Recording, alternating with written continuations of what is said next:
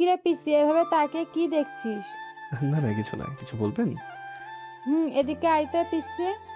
আপনি আমার থেকে মাত্র 3 ইয়ারের জুনিয়র, তাহলে আপনি আমাকে পিচ্ছি বলেন কিভাবে? ওকে, তা কলেজে কি নতুন নাকি? কেন? তুই অনেক কিউট, তাই তোকে একটু র্যাগিং দিব। কিছু না বলে চুপচাপ দাঁড়িয়ে রইলাম। তখনই মেহেদি ভাইয়া আসলো। জান্নাত, তুই ওকে ধরেছিস কেন? বুঝতে পারলাম মেয়েটার নাম জান্নাত, তবে মনে পরিণামে সেভ হয়ে গেল। সেটা কি তোকে বলতে হবে?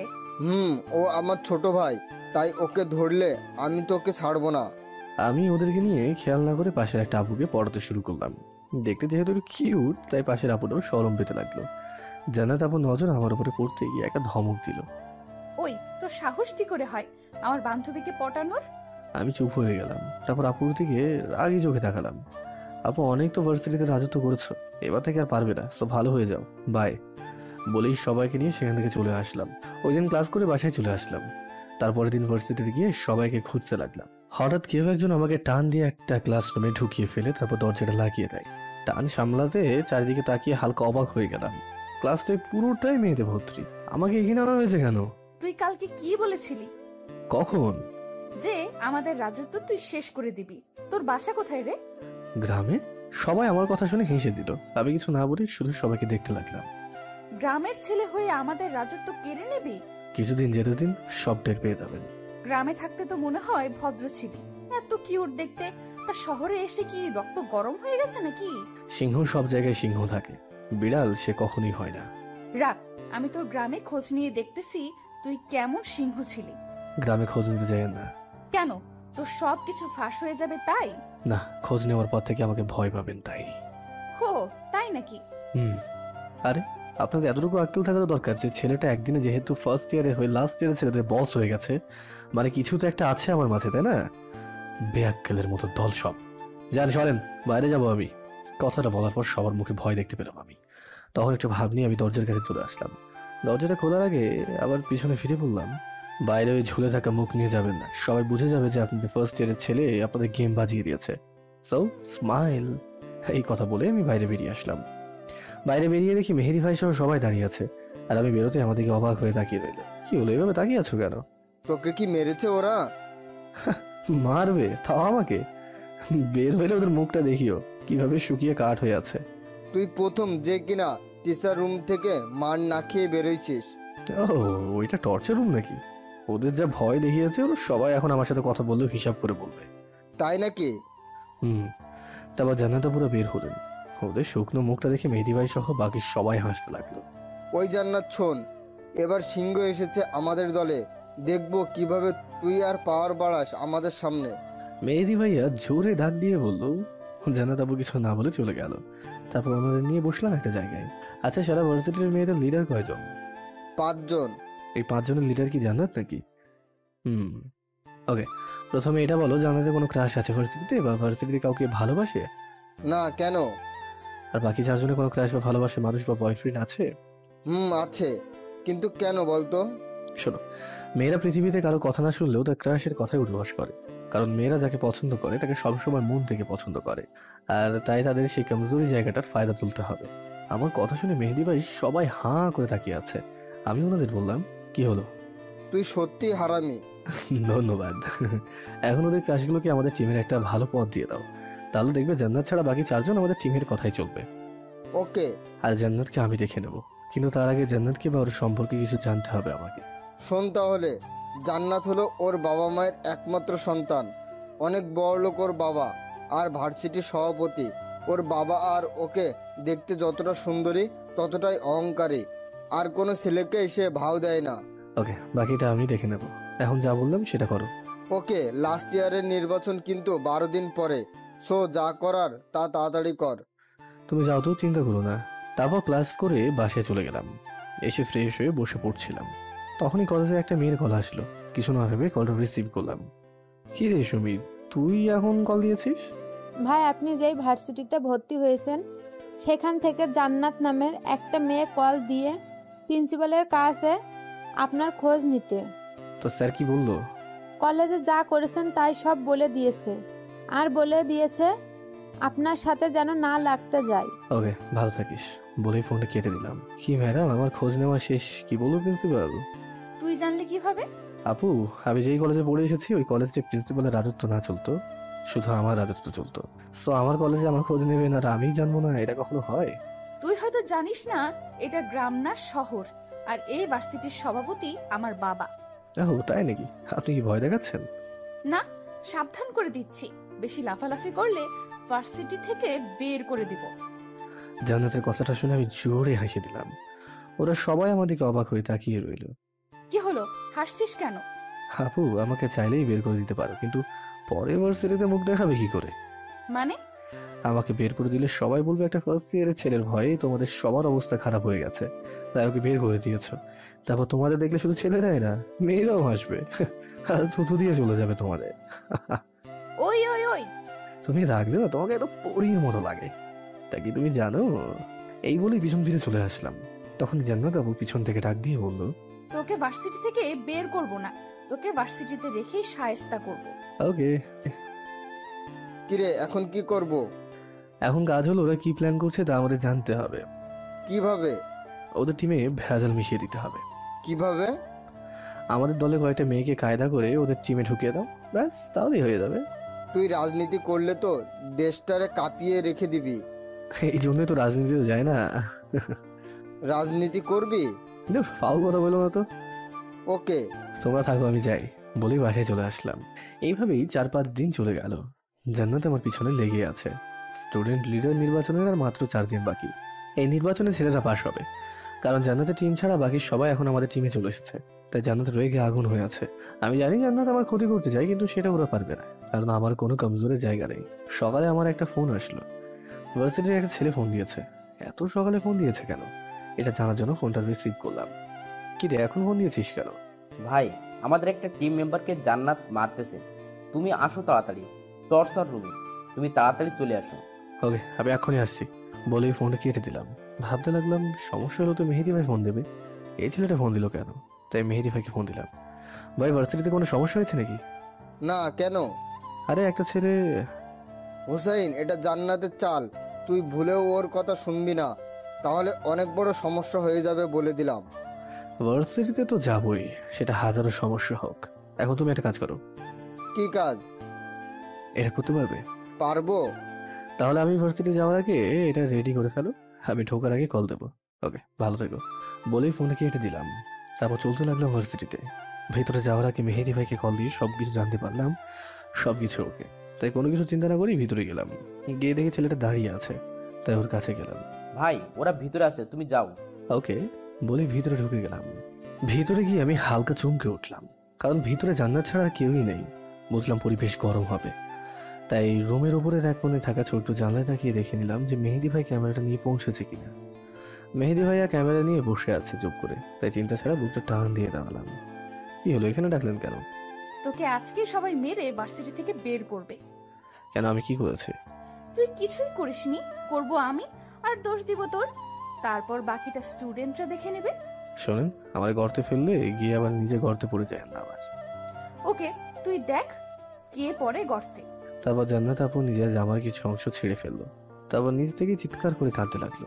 কিছুক্ষণ পর কাদো কাদো চেহারা নিয়ে দরজা খুলে বাইরে এসে পড়লো। আমি এই চান্সে মেহেদি ভাইয়ের কাছ থেকে ভিডিও করা মোবাইলটা নিয়ে নিলাম। তারপর বাইরে এসে দেখি হাজারো ছাত্রছাত্রী আমাদেরকে রাগী দৃষ্টি নিয়ে তাকিয়ে আছে।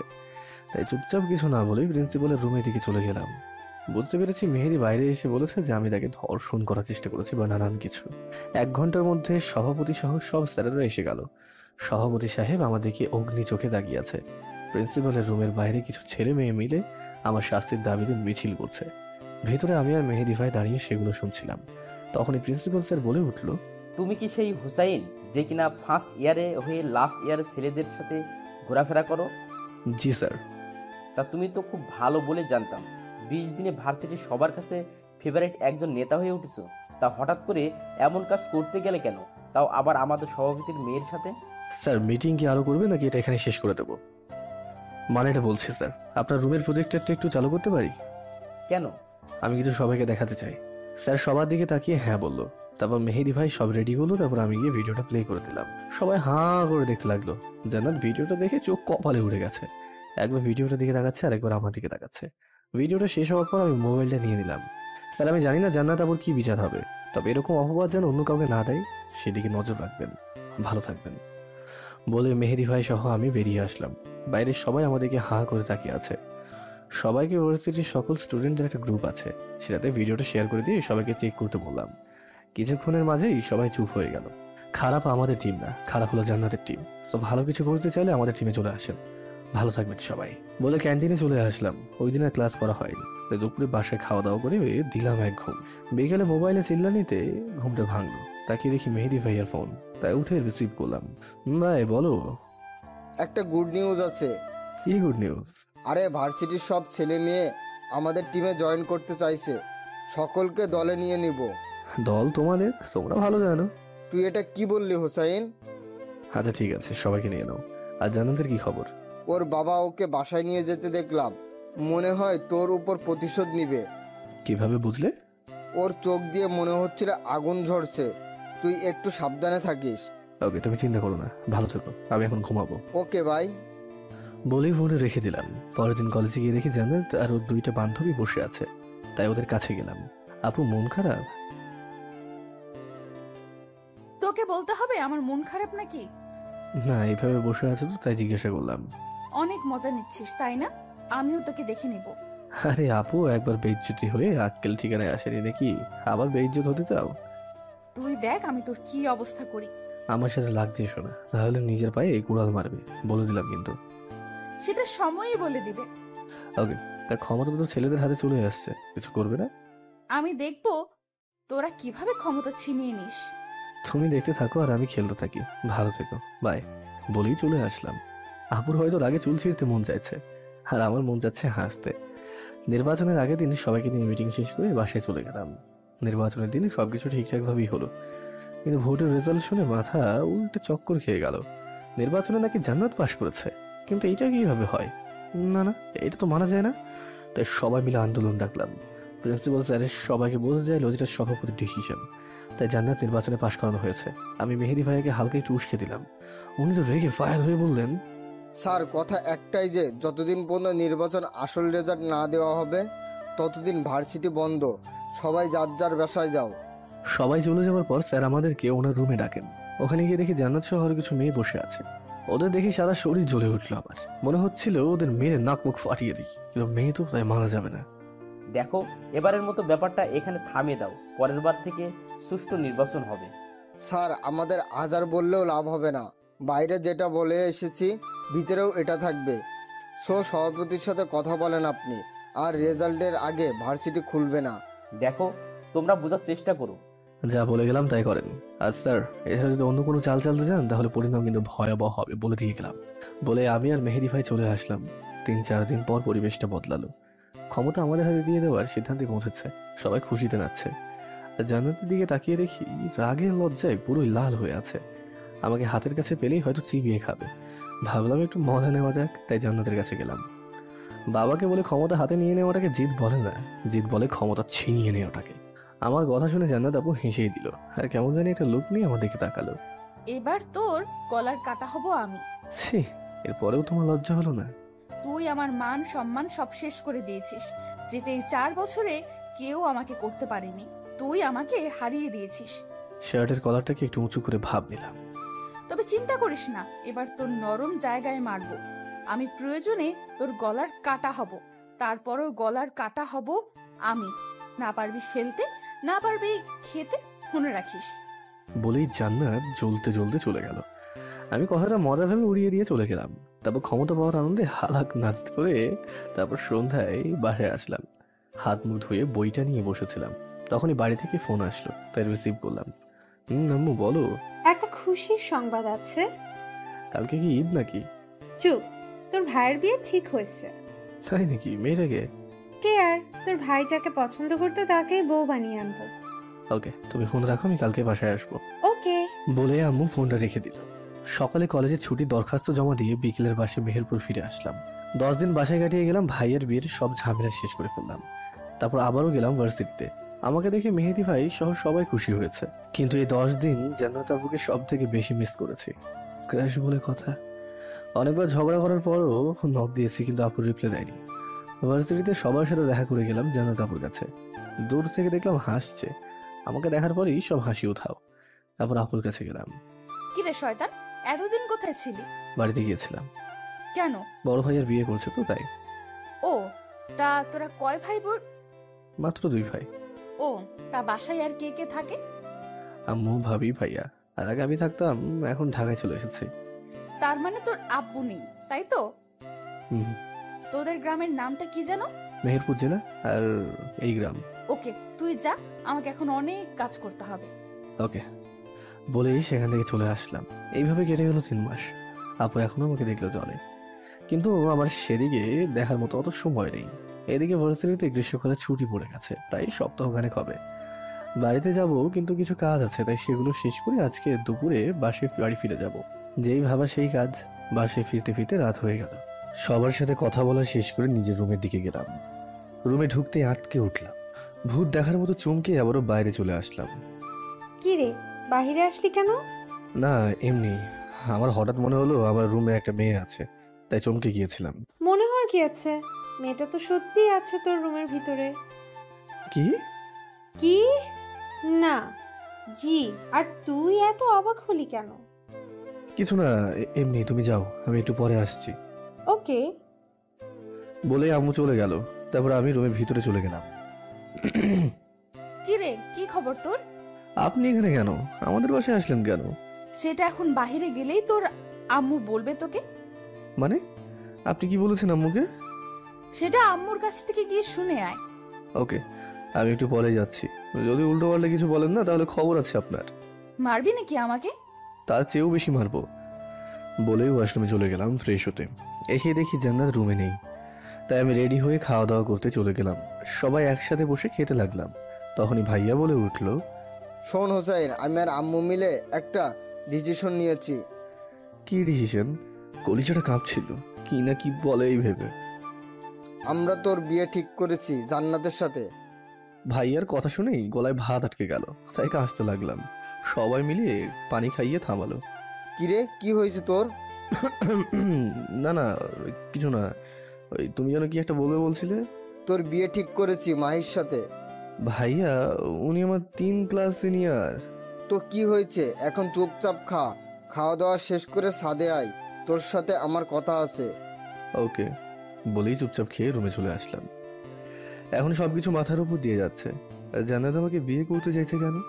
নিশ্চয়ই আমার উপরে প্রতিশোধ নিতে। এইসব ভাবছিলাম, তখনই জান্নাত রুমে আসলো আর আমাকে দেখে মুচকি হাসতে লাগলো। কিরে, কেমন চমকে দিলাম না? হুম। এইটা তো কিছুই না, তোর লাইফে এমন চমক আরো অনেক বাকি। ওই ওই, আর কিছু বলার আগে ভাইয়া ডাক দিল। হুসাইন, ছাদে আয়। আসছি। আপনাকে তো আমি দেখে নেব, এই বলে আমি ছাদে চলে আসলাম। ভাইয়া, তোমাদের কি মাথা খারাপ হয়ে গেছে? এত বড় মেয়ের সাথে আমার বিয়ে দিতে যাচ্ছ তুমি? তোর থেকে মাত্র 2 বছরের বড়, আর এটাকে কি কেউ বড় বলে নাকি? আচ্ছা, এটা বাদ দিলাম। তুমি জানো ও আমার উপর প্রতিশোধ নিতে এখানে এসেছে? আমাদের সব বলেছে, তোর যাওয়া থেকে শুরু করে নির্বাচনের ঘটনা সহ সব বলেছে আমাদের। তারপরেও তোমরা ওকে এই বাড়ি বউ বানাতে যাচ্ছ?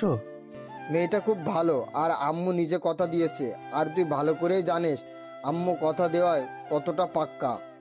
ভাইয়া, তোমরা ব্যাপারটা বুঝছো না। আমরা বুঝছি, তুই বুঝিসনি। মেয়েটা তোকে অনেক ভালোবাসে, দেখিস অনেক সুখে থাকবি সারাটা জীবন তুই। মনে মনে বলতে লাগলাম, পিছনে বাঁশ নিয়ে কোন শালায় ভালো থাকে? আর এই মেয়ে তো পুরো একটা বাঁশের ঝাড়।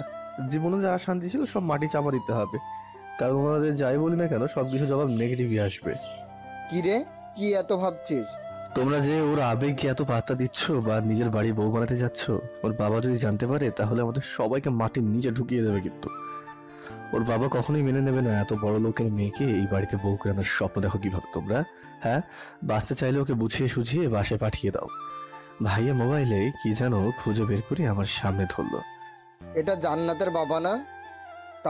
হ্যাঁ। তাহলে এটা দেখ, জান্নাতের বাবা নিজে ওনার মেয়েকে আম্মুর হাতে তুলে দিয়ে গেছে। কপালে হাত দিয়ে ছাদে বসে গেলাম। শেষ আশাটাও ভেঙে গেল আমার। আমার আমার লাইফটাই শেষ। জান্নাত এমন প্ল্যান করেছে আর এমন জায়গায় জাল বিছিয়েছে বলার মতো না। তা বিয়ে কবে? 25 তারিখ। তারপরেও ভাইয়া আম্মুকে একটু বোঝানোর চেষ্টা করো না প্লিজ। আসলে মেয়েটা একটা গুন্ডি। জান্নাত ঠিক বলেছিল। কেন? জান্নাত আবার কি বলেছিল? জান্নাত বলেছিল তুই বিয়েটা ভাঙার হাজারো চেষ্টা করবি। তুই এমন কেন রে হোসাইন? কি বলবো কিছুই ভেবে পাচ্ছি না, তাই মনে মনে বললাম, ভাইয়া আমার জায়গায় তুমি থাকলে বুঝতে কেন বিয়েটা ভাঙতে যাচ্ছি। তোমরা দেখছো ওর ওপরটা, আর আমি দেখেছি ওর আসল চেহারাটা। শোন, মেয়েটা ভালো আর তোকে অনেক ভালোবাসে, তাই ওকে কখনো কষ্ট দিস না। আচ্ছা, ও এসেছে কবে? আর কি কি একটু বলেছে, একটু শর্ট করে বলো তো। তোর ভার্সিটি যেদিন বন্ধ দেয় ওই দিন বিকেলে জান্নাত আমাদের বাসায় আসে। তারপর আমাদের সব কিছু আম্মুর কাছে খুলে বলেই প্রচুর কান্না করে। ও নাকি তোকে ভালোবেসে ফেলেছে, আর তুই নাকি ওকে দেখতেই পারিস না, তাই ও বাধ্য হয়ে বাসায় এসেছে। তারপরও আম্মুকে বলে ও তোকে বিয়ে করতে চায়। তারপর আম্মু জান্নাতকে বলে যে বিয়ের কথা বলতে হলে গুরুজন লাগে। তারপর জান্নাত ওর বাবা মাকে ফোন দিয়ে আসতে বলে। ওর বাবা পরের দিন এসে বিয়ের কথা বলে। জান্নাত নাকি ওদের বাসায় প্রচুর কান্না করেছে তোর জন্য, না খেয়ে থেকেছে কয়েকদিন। তারপর নাকি ওর বাবা না পেরে রাজি হয়ে যায়। তারপর জান্নাতের বাবা মা জান্নাতকে আম্মুর হাতে তুলে দিয়ে যায়। তারপর থেকে জান্নাত এখানেই আছে। তাহলে তোমরা আমাকে এতদিন এসব বলনি কেন? জান্নাত নাকি তোকে সারপ্রাইজ দিতে চেয়েছিল, তাই আমাদের কিছু বলতে নিষেধ করেছে। ও আচ্ছা। কাল বিকেলে আম্মু আমাকে কি বলেছে জানিস? কি বলেছে এই কয়েকদিনে নাকি জান্নাতকে আম্মুর অনেক পছন্দ হয়েছে। কি? এটা শোনারই বাকি ছিল। যাও, তুমি আর যা ভালো লাগে করো, যাও। আচ্ছা তুই থাক, আমি গেলাম। বলেই ভাইয়া নিচে চলে গেল। পকেট থেকে সিগারেটটা বের করে টানতে টানতে লাগলাম। কি করবো, মাথায় তো কিছুই কাজ করছে না। আম্মুর সাথে কথা বলতে হবে, দেখি কি করা যায়। তারপর নিচে গেলাম, আম্মুর কাছে দরজায় নক করলাম। আম্মু আসবো? আসো। আম্মু কিছু কথা বলার ছিল। গোড়পেস না করে সোজা বলে ফেলো। আম্মু, আমি চাইছিলাম বিয়েটা 2 বছর পরে করতে। জান্নাতকে বিয়ে করবো, কিন্তু 2 বছর পরে। এখন তো পড়ালেখা করতে হবে। পড়ালেখা করতে না করেছে কে? বিয়ের পর বৌমাকে নিয়ে তুই ঢাকায় থাকবি? ওইখানে তুই আর বৌমা দুজনে পড়ালেখা করবি? আচ্ছা বলে রুম থেকে বেরিয়ে আসলাম। আম্মু বিয়ের আগেই বৌমা বলেছে, মানে মেয়ে আম্মুর খুব পছন্দ হয়েছে। তার কোনো পথ খোলা নেই বিয়ে করা ছাড়া। না, কিছু আর ভাবতে পারছি না, মাথাটাও ব্যথা ব্যথা করছে। এখন এইসব নিয়ে ভাবা যাবে না, তাই ভাবিকে ডাক দিলাম। ভাবি একটু শোনো। বলো, কিছু লাগবে? ভাবি একটা কফি বানিয়ে দাও না। তুমি রুমে যাও, আমি বানিয়ে দিচ্ছি। ওকে বলে রুমে চলে আসলাম। রুমে এসে মেডিসিন খেয়ে শুয়ে রইলাম। কতক্ষণ পর হঠাৎ জান্নাত রুমে আসলো কফি নিয়ে। এই নে তোর কফি। আপনাকে কফি আনতে বলেছে? ভাবি বলল আমার ভালোবাসার মানুষটার নাকি কফি খাবে বলেছে, তাই বানিয়ে আমাকে দিয়ে পাঠিয়ে দিয়েছে। প্লিজ এসব নাটকটা বন্ধ করুন, আমার কফি লাগবে না, যান আপনি। ওকে, তাহলে আমি পান করি। কিছু না বলে মুখ ফিরিয়ে শুয়ে গেলাম। কিছুক্ষণ পরেই ঘুমিয়ে গেলাম, কিন্তু ঘুমটা বেশিক্ষণের জন্য হয়নি। হঠাৎ ঘুমের মধ্যে কেউ আমার পায়ের উপরে পা রাখলো, তাই ঘুমটা ভেঙে গেল। তাকে দেখি জান্নাত বই পড়ছে আমার পাশে বসে, তাই তাড়াতাড়ি করে ঘুম থেকে লাফিয়ে উঠলাম। ওই, আপনি আমার বিছানায় উঠছেন কেন? এটা তোর বিছানা কে বলেছে? মানে এটা আমার রুম, আর বিছানাটাও আমার। আম্মু আমাকে এটাতে থাকতে বলেছে, তাই এখন থেকে এটা আমার রুম। আইসে এটা নিজের রুম বানাতে। যা বলার খাট থেকে নেমে কথা বলুন। মন চাইলে তুই যা, আমি যাওয়ার মেয়ে না। সোফায় ঘুমা, না হলে অন্য রুমে গিয়ে ঘুমা। আমি এই রুমে আর এই খাটেই ঘুমাবো। ওকে, আপনি থাকেন, আমি গেলাম। বলেই রুম থেকে পাশের রুমে চলে আসলাম। মাথা ব্যথাটা এখনো শেষ হয়নি, তাই আবার শুয়ে গেলাম। কিছুক্ষণের মাঝেই ঘুমিয়ে গেলাম। সকালে হাতের আঙ্গুলে গরম কিছু লাগায় লাফিয়ে উঠলাম। তাকিয়ে দেখি জান্নাত কফির মগ নিয়ে দাঁড়িয়ে আছে। আঙ্গুলে তাকিয়ে দেখি কফি লাগানো। বুঝলাম আঙ্গুলটাকে কফিতে গোসল গড়িয়েছে। ওই শেষ নবাব, যা গিয়ে ফ্রেশ হয়ে নিচে আয়, সবাই তোর জন্য বসে আছে। ভালোভাবে ডাকলে তো উঠে যেতাম, এইভাবে কফিতে আঙ্গুল ঢুকিয়ে দেওয়ার মানে কি? হ্যাঁ, তোকে মানে বোঝাতে পারবো না।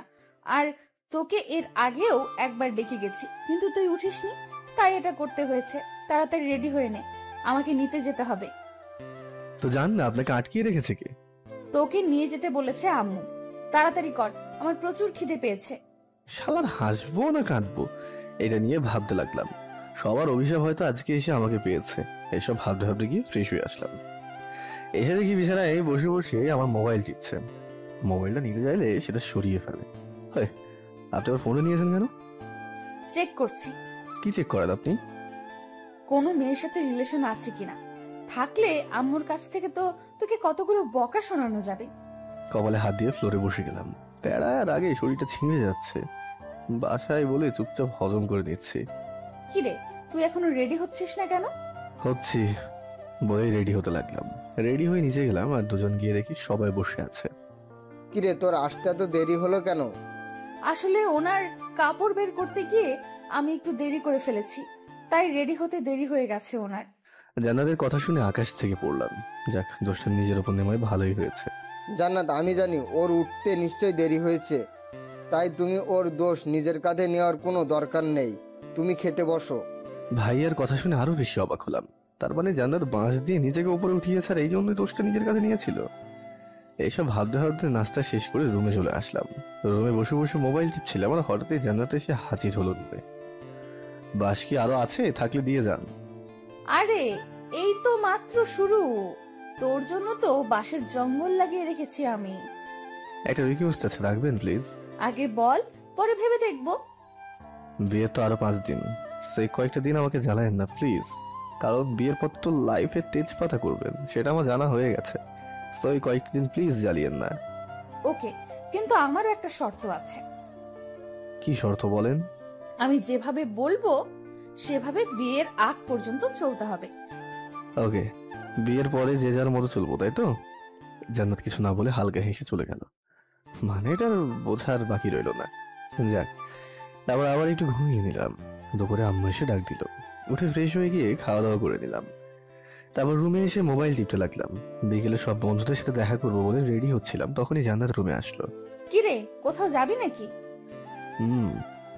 পরে যাস, আপাতত আমাকে তোদের গ্রামটা ঘুরিয়ে দেখা। অন্য কাউকে নিয়ে যান। আম্মুকে বলতে হবে নাকি ভালোই ভালোই রাজি হয়ে যাবি? আচ্ছা চলেন। এই তো, গুড বয়। তারপর জান্নাতকে নিয়ে গ্রাম ঘুরতে বের হয়েছি। জান্নাত ঘুরে ঘুরে দেখতে লাগলো আর আমি শুধু রাস্তা চিনিয়ে দিচ্ছি আর পাহারা দিচ্ছি। জান্নাত গিয়ে একটা নদীর পাড়ে বসে পড়লো, তাই আমিও কিছুক্ষণ বসে রইলাম। হঠাৎ পিছন থেকে কেউ আমার নামে ডাক দিল। তাকিয়ে দেখি তৌফিক। তৌফিক হচ্ছে আমার গ্রামের বেস্ট ফ্রেন্ড। সে ডাক দিয়েছে, তারপর আমার কাছে আসলো। কি রে, কি অবস্থা? এই তো ভালো, তা তোর কি খবর? এই তো চলছে। শোন, তোকে যেটা বলতে এসেছি, মারিয়া তোকে যেতে বলেছে, তুই নাকি ওর নম্বর ব্লক করে দিয়েছিস, তাই তোকে নিয়ে যাওয়ার জন্য আমাকে পাঠিয়েছে। তৌফিকের কথাটা শুনেই জান্নাত আমার দিকে রাগি চোখে তাকালো। কোন মারিয়া? না না না না, আমি কোনো মারিয়া রাইয়াকে চিনি না। শোন, ও বলেছে তোকে কোনো কিছুর জন্য প্রেশার দিবে না, যা একবার দেখা করে আয়। আর উনি কে? আমি কিছু বলার আগেই জান্নাত বলে উঠলো, আমি হুসাইনের খালাতো বোন। আমি হা করে ওনার দিকে ফিরে তাকালাম। উনি কি বললেন? ও আচ্ছা হুসাইন, আমি যাই, তুই গিয়ে এখনই দেখা করে আয়, না হলে পরে সময় করে দেখা করে নিস। ওকে। তৌফিক উঠে চলে গেল। আমি জান্নাতের দিকে তাকাতে দেখি রাগে আগুন হয়ে আছে। কি বলবো কিছুই তো বুঝতে পারছি না। বাবা, আসলে আপু, আমি আর কিছু বলতে পারলাম না, তার আগে ঠাস করে গালে চড় বসিয়ে দিল। আগে জানতাম তুই শয়তান, এখন তো দেখি তুই লুচ্চামিও করিস। কিছু না বলে চুপ করে গালে হাত দিয়ে বসে রইলাম। চল এখনই গিয়ে মারিয়ার সাথে কথা বলবি, আর যা সম্পর্ক ছিল সব ভেঙে দিয়ে আসবি। আর আমার কথা জিজ্ঞেস করলে বলবি আমি তোর কাজিন, ভুলেও বলবি না আমি তোর হবু বউ। ওকে। আমিও উঠে ওনাকে নিয়ে গেলাম মারিয়ার কাছে। গিয়ে দেখি মারিয়া দাঁড়িয়ে আছে। তারপর দুজনে মারিয়ার কাছে যেতে লাগলাম। তখনই মোবাইলে কল আসলো। তাকিয়ে দেখি জান্নাতের কল। আমি তো আপনার সামনেই, তাহলে আমাকে কেন কল দিয়েছেন আপনি? রিসিভ করে চুপচাপ বুক পকেটে রেখে দে। কেন? তোর মারিয়া তোকে কি বলে তা শুনবো, খবরদার ভুলেও ফোনটা কাটবি না। চল। ওনার এই কথা শুনে রাগে শরীরটা জ্বলে যাচ্ছে, তাও কিছুই বললাম না। চুপচাপ গেলাম মারিয়ার কাছে। মারিয়ার চোখে হালকা পারি, কিন্তু আমি অসহায়, তাই কিচ্ছু করতে পারছি না। মারিয়া আমাকে দেখে এগিয়ে আসলো। কেমন আছো রাজ? ভালো, তুমি? ভালো। উনি কে? আমার কাজিন। ও হাই আপু। হ্যালো, কেমন আছো মারিয়া? ভালো, আপনি কেমন আছেন? ভালো, তোমরা কথা বলো, আমি ওইখানে আছি। বলেই জান্নাত দূরে চলে গেল। সরি তোমাকে ডাক দেওয়ার জন্য। আসলে তোমাকে তো আর পাবো না, তাই চাইছি শেষবারের মতো একবার জড়িয়ে ধরতে। শেষবারের মতো মানে? তুমি কি ভাবছো? আরে ভয় পেও না, আমি আত্মহত্যা করব না। তুমি তো বিয়ের পরে অন্য কারো হয়ে যাবে, তখন তো আর জড়িয়ে ধরতে পারবো না, তাই এখন একটু জড়িয়ে ধরবো। প্লিজ না করো না। কি বলবো কিছুই বুঝতে পারছি না তো। জান্নাত যদি দেখে ওকে জড়িয়ে ধরেছি তাহলে তো আমার খবর আছে। যা হওয়ার হরে হবে। টান দিয়ে মারিয়াকে বুকে জড়িয়ে নিলাম। মারিয়া কান্না করে দিল। আবার চোখের কোণ দিয়ে কয়েক ফোঁটা পানি গড়িয়ে পড়লো। কিছুক্ষণ পর মারিয়াকে ছেড়ে দিলাম। আর কিছুক্ষণ লাগলে হয়তো নিজেকে সামলাতে পারবো না। ভালো থেকো। বলেই মারিয়া চলে গেল। আর আমি চোখের পানি মুছতে লাগলাম। জান্নাত আপুর সামনে চলে আসলাম। রাগে আপুর মুখটা লাল হয়ে আছে। এইটা শোধ বিয়ের পর তুলবো, অন্য মেয়েকে জড়িয়ে ধরা, তাই না? তারপর আমি কোনো কিছু না বলে ওনাকে নিয়ে বাসায় চলে আসলাম। বাসায় এসে দেখি বাসা টুকটাক সাজানো শুরু হয়ে গেছে। যাই হোক, রুমে গিয়ে ফ্রেশ হয়ে নিলাম। তারপর রাতে একটা খাওয়া দাওয়া করে দিলাম ঘুম। এইভাবে কেটে গেল 4-4টে দিন। সন্ধ্যায় বিয়েটাও হয়ে গেল। কবুল বলার সাথে সাথে নিজের সব সুখকে মাটি চাপা দিয়ে দিয়েছি। রাত 12টার দিকে পুকুর পাড়ে দাঁড়িয়ে দাঁড়িয়ে মারিয়ার কথা ভাবছিলাম। আর যখন মারিয়া ক্লাস 9-এ তখন আমি ক্লাস 10-এ। তখন থেকে রিলেশন আমাদের। কখনো মারিয়াকে খারাপ নজরে দেখিনি। পড়ালেখা শেষ করার পর মারিয়াকে বিয়ে করার নিয়ত ছিল, কিন্তু জানাতে সে সব কিছু শেষ করে দিল। আম্মুকেও মারিয়ার ব্যাপারে বলতে পারেনি, কারণ মারিয়ার পরিবারের সাথে আমাদের পরিবারের শত্রুতা রয়েছে। কিন্তু জান্নাত আমার পরিবারে না আসলে আম্মুকে যে কোনোভাবে মানিয়ে ফেলতাম। কিন্তু এটা তো কোনোভাবেই সম্ভব না। মারিয়া মেয়েটা আমাকে খুব ভালোবাসে, কিন্তু একটা ভিলেন এসে সবকিছু শেষ করে দিল। এসব ভাবতে ভাবতে কখন যে চোখ দিয়ে পানি বেরিয়ে গেল বুঝতেও পারিনি। চোখের পানি মুছছি, তখনই কেউ কাঁধে হাত রাখলো। তাকে দেখি ভাইয়া ভাবি পিছনে দাঁড়িয়ে আছে। কিরে, মন খারাপ? না, এমনিতেই। ও আচ্ছা, জান্নাত একা রুমে বসে আছে কখন থেকে? তারপর বাসায় এসে নিজের রুমে গেলাম। এসে দরজাটা লাগিয়ে দিলাম। দরজা লাগিয়ে পিছনে ফিরতেই দেখি জান্নাত উঠে বারান্দায় গিয়ে দাঁড়িয়ে আছে। আমি কিছু না বলে সোফায় গিয়ে বসে রইলাম। কিছুক্ষণ পর জান্নাত রুমে আসলো। এসে আমার পাশে এসে বসলো। তারপর কোনো কথা ছাড়াই ঠাস করে একটা চড় বসিয়ে দিল। গালে হাত দিয়ে নির্বাকের মতো তাকাইয়ে রাখলাম। এটা দিয়েছিস কেন জানিস? হবু বউ থাকতে যে অন্য মেয়েকে জড়িয়ে ধরেছিস, তাই। কিছু না বলে হালকা একটু হাসলাম। আজ থেকে চর খাওয়ার অভ্যাসটা করে ফেল, কারণ এখন থেকে ভুল হলে রাগ দেখাবো না, সোজা থাপ্পড় লাগিয়ে দিব। আমি চুপ করে বসে রইলাম। কিছু বলার আছে নাকি এভাবেই চুপ করে বসে থাকবি? আমাকে বিয়ে করেছেন কেন? মানুষ বিয়ে করে কেন? সবাই যে কারণে করে, আমি সেই কারণেই করেছি। আপনি মানুষ? ওই, তুই কি বলতে চাইতেছিস? না মানে আপনাকে দেখলে আমার পেতনির কথা মনে পড়ে যায়। দেখ, এখন রাগাবি না, না হলে মেরে তোর দাঁত লাল করে দিব। হ্যাঁ, আমার জীবনটা তেজপাতা বানাতে এসেছেন সেটা আমি খুব ভালো করেই জানি। ভার্সিটি শোধ নিতে আমাকে বিয়ে করেছেন, তাই না? তো এখন বেশি কথা না বলে এদিকে আয়, বাসর রাত করতে হবে। মানে বোঝাচ্ছি। জান্নাত এক পা করে আমার দিকে আসতে লাগলো। আমি মতলব ভালো না দেখে পিছুতে লাগলাম, কিন্তু কপালে বেশিক্ষণ সায় না দেওয়ায় অল্প কিছুক্ষণ যাওয়ার পরে পিঠটা দেওয়ালে ঠেকে গেল। এদিকে জান্নাত আমার একদম কাছাকাছি চলে আসলো। আমি হয়তো জান্নাতের হার্টবিট শুনতে পাচ্ছি। দুজনের মাঝে এক ফোঁটাও গ্যাপ নেই। ভাবছি জান্নাত কি করতে চাইছে। এমন সময় খেয়াল করলাম জান্নাত ওর ঠোঁট দুটো আমার দিকে এগিয়ে আনছে। বুঝে গেলাম জান্নাত কিস করবে, তাই হাত দিয়ে আমার মুখটা চেপে ধরার জন্য হাতটা উপরের দিকে তুলতে গিয়ে বুঝতে পারলাম জান্নাত আমার হাতটা ওর হাত দিয়ে চেপে ধরে আছে। উপায় না পেয়ে আমি চোখটা বন্ধ করে ফেললাম। অবশেষে জান্নাত আমাকে কিস করে বসলো। সে কিস করলো কম, আর কামড়ে ঠোঁটের ভিতরে অবস্থার 12টা বাজিয়ে দিল। আমি চিৎকারও দিতে পারছি না। অবশেষে ছাড়লো আমাকে। ঠোঁটগুলো কেটে রক্ত পড়ছে, তাই চুপ করে দাঁড়িয়ে রইলাম। বাবু, আরেকটু আদর করি? আমি মাথা নেড়ে শুধু না করলাম। ওকে, তাহলে তুমি এখন ঘুমাও, আমি ফ্রেশ হয়ে আসি। বলেই জান্নাত চলে গেল ফ্রেশ হতে। আমি গিয়ে আয়নায় ঠোঁটগুলো দেখতে লাগলাম। ঠোঁটের বাইরের দিকে একটুও কাটেনি, কিন্তু ঠোঁটের ভিতরের দিকটা কেটে রক্ত পড়ছে। মুখ চেপে সোফায় গিয়ে বসে রইলাম। জান্নাত ওয়াশরুম থেকে বের হওয়ার পর কোনো কথা না বলে ওয়াশরুমের ভিতরে চলে গেলাম। ফ্রেশ হয়ে এসে বালিশ আর চাদর নিয়ে সোফায় শুয়ে রইলাম। সারাদিন ক্লান্ত, তাই তাড়াতাড়ি ঘুমিয়ে গেলাম। সকালে হঠাৎ ঘুম ভেঙে যায়। তাকিয়ে দেখি জান্নাত ওয়াশরুম থেকে বেরিয়েছে, তাই আমিও গিয়ে ফ্রেশ হয়ে নিলাম। তারপরে দুজনে নিচে গেলাম নাস্তা করতে। নাস্তা খাওয়ার সময় হালকা একটু ঝাল মুখে দিতেই মুখ জ্বলে যাওয়ার মতো অবস্থা হলো। তাও হালকা কিছু খেয়ে উঠে রুমে চলে আসলাম। এসে মোবাইল টিপছিলাম, তখনই জান্নাত রুমে আসলো। এসে আমার পাশে বসে পড়লো। কিরে, মুখের ভেতর জ্বলছে। আমি কিছু না বলে চুপচাপ বসে রইলাম। কিরে, ঢাকায় যাবি না? না এখানে পড়ে থেকে মার খাবি, কোনটা? সময় হলে চলে যাবো, আপনাকে বলতে হবে না। বাহ, রাগ করে আছিস নাকি আমার উপরে? না, আপনার উপর তো ক্রাশ খেয়ে আছি। তাই নাকি? ওকে, সবাই ক্রাশ খায় আমার উপর, তাদের মধ্যে না হয় তুইও একজন। তাহলে চল, এখন তো ক্রাশ যেহেতু আমার বউ, তাই তাকে একটু আদর করে দিই। রাগে কিন্তু আমার ভিতরটা এদিকে জ্বলে যাচ্ছে। মানে কি বলতে চাইছিস তুই?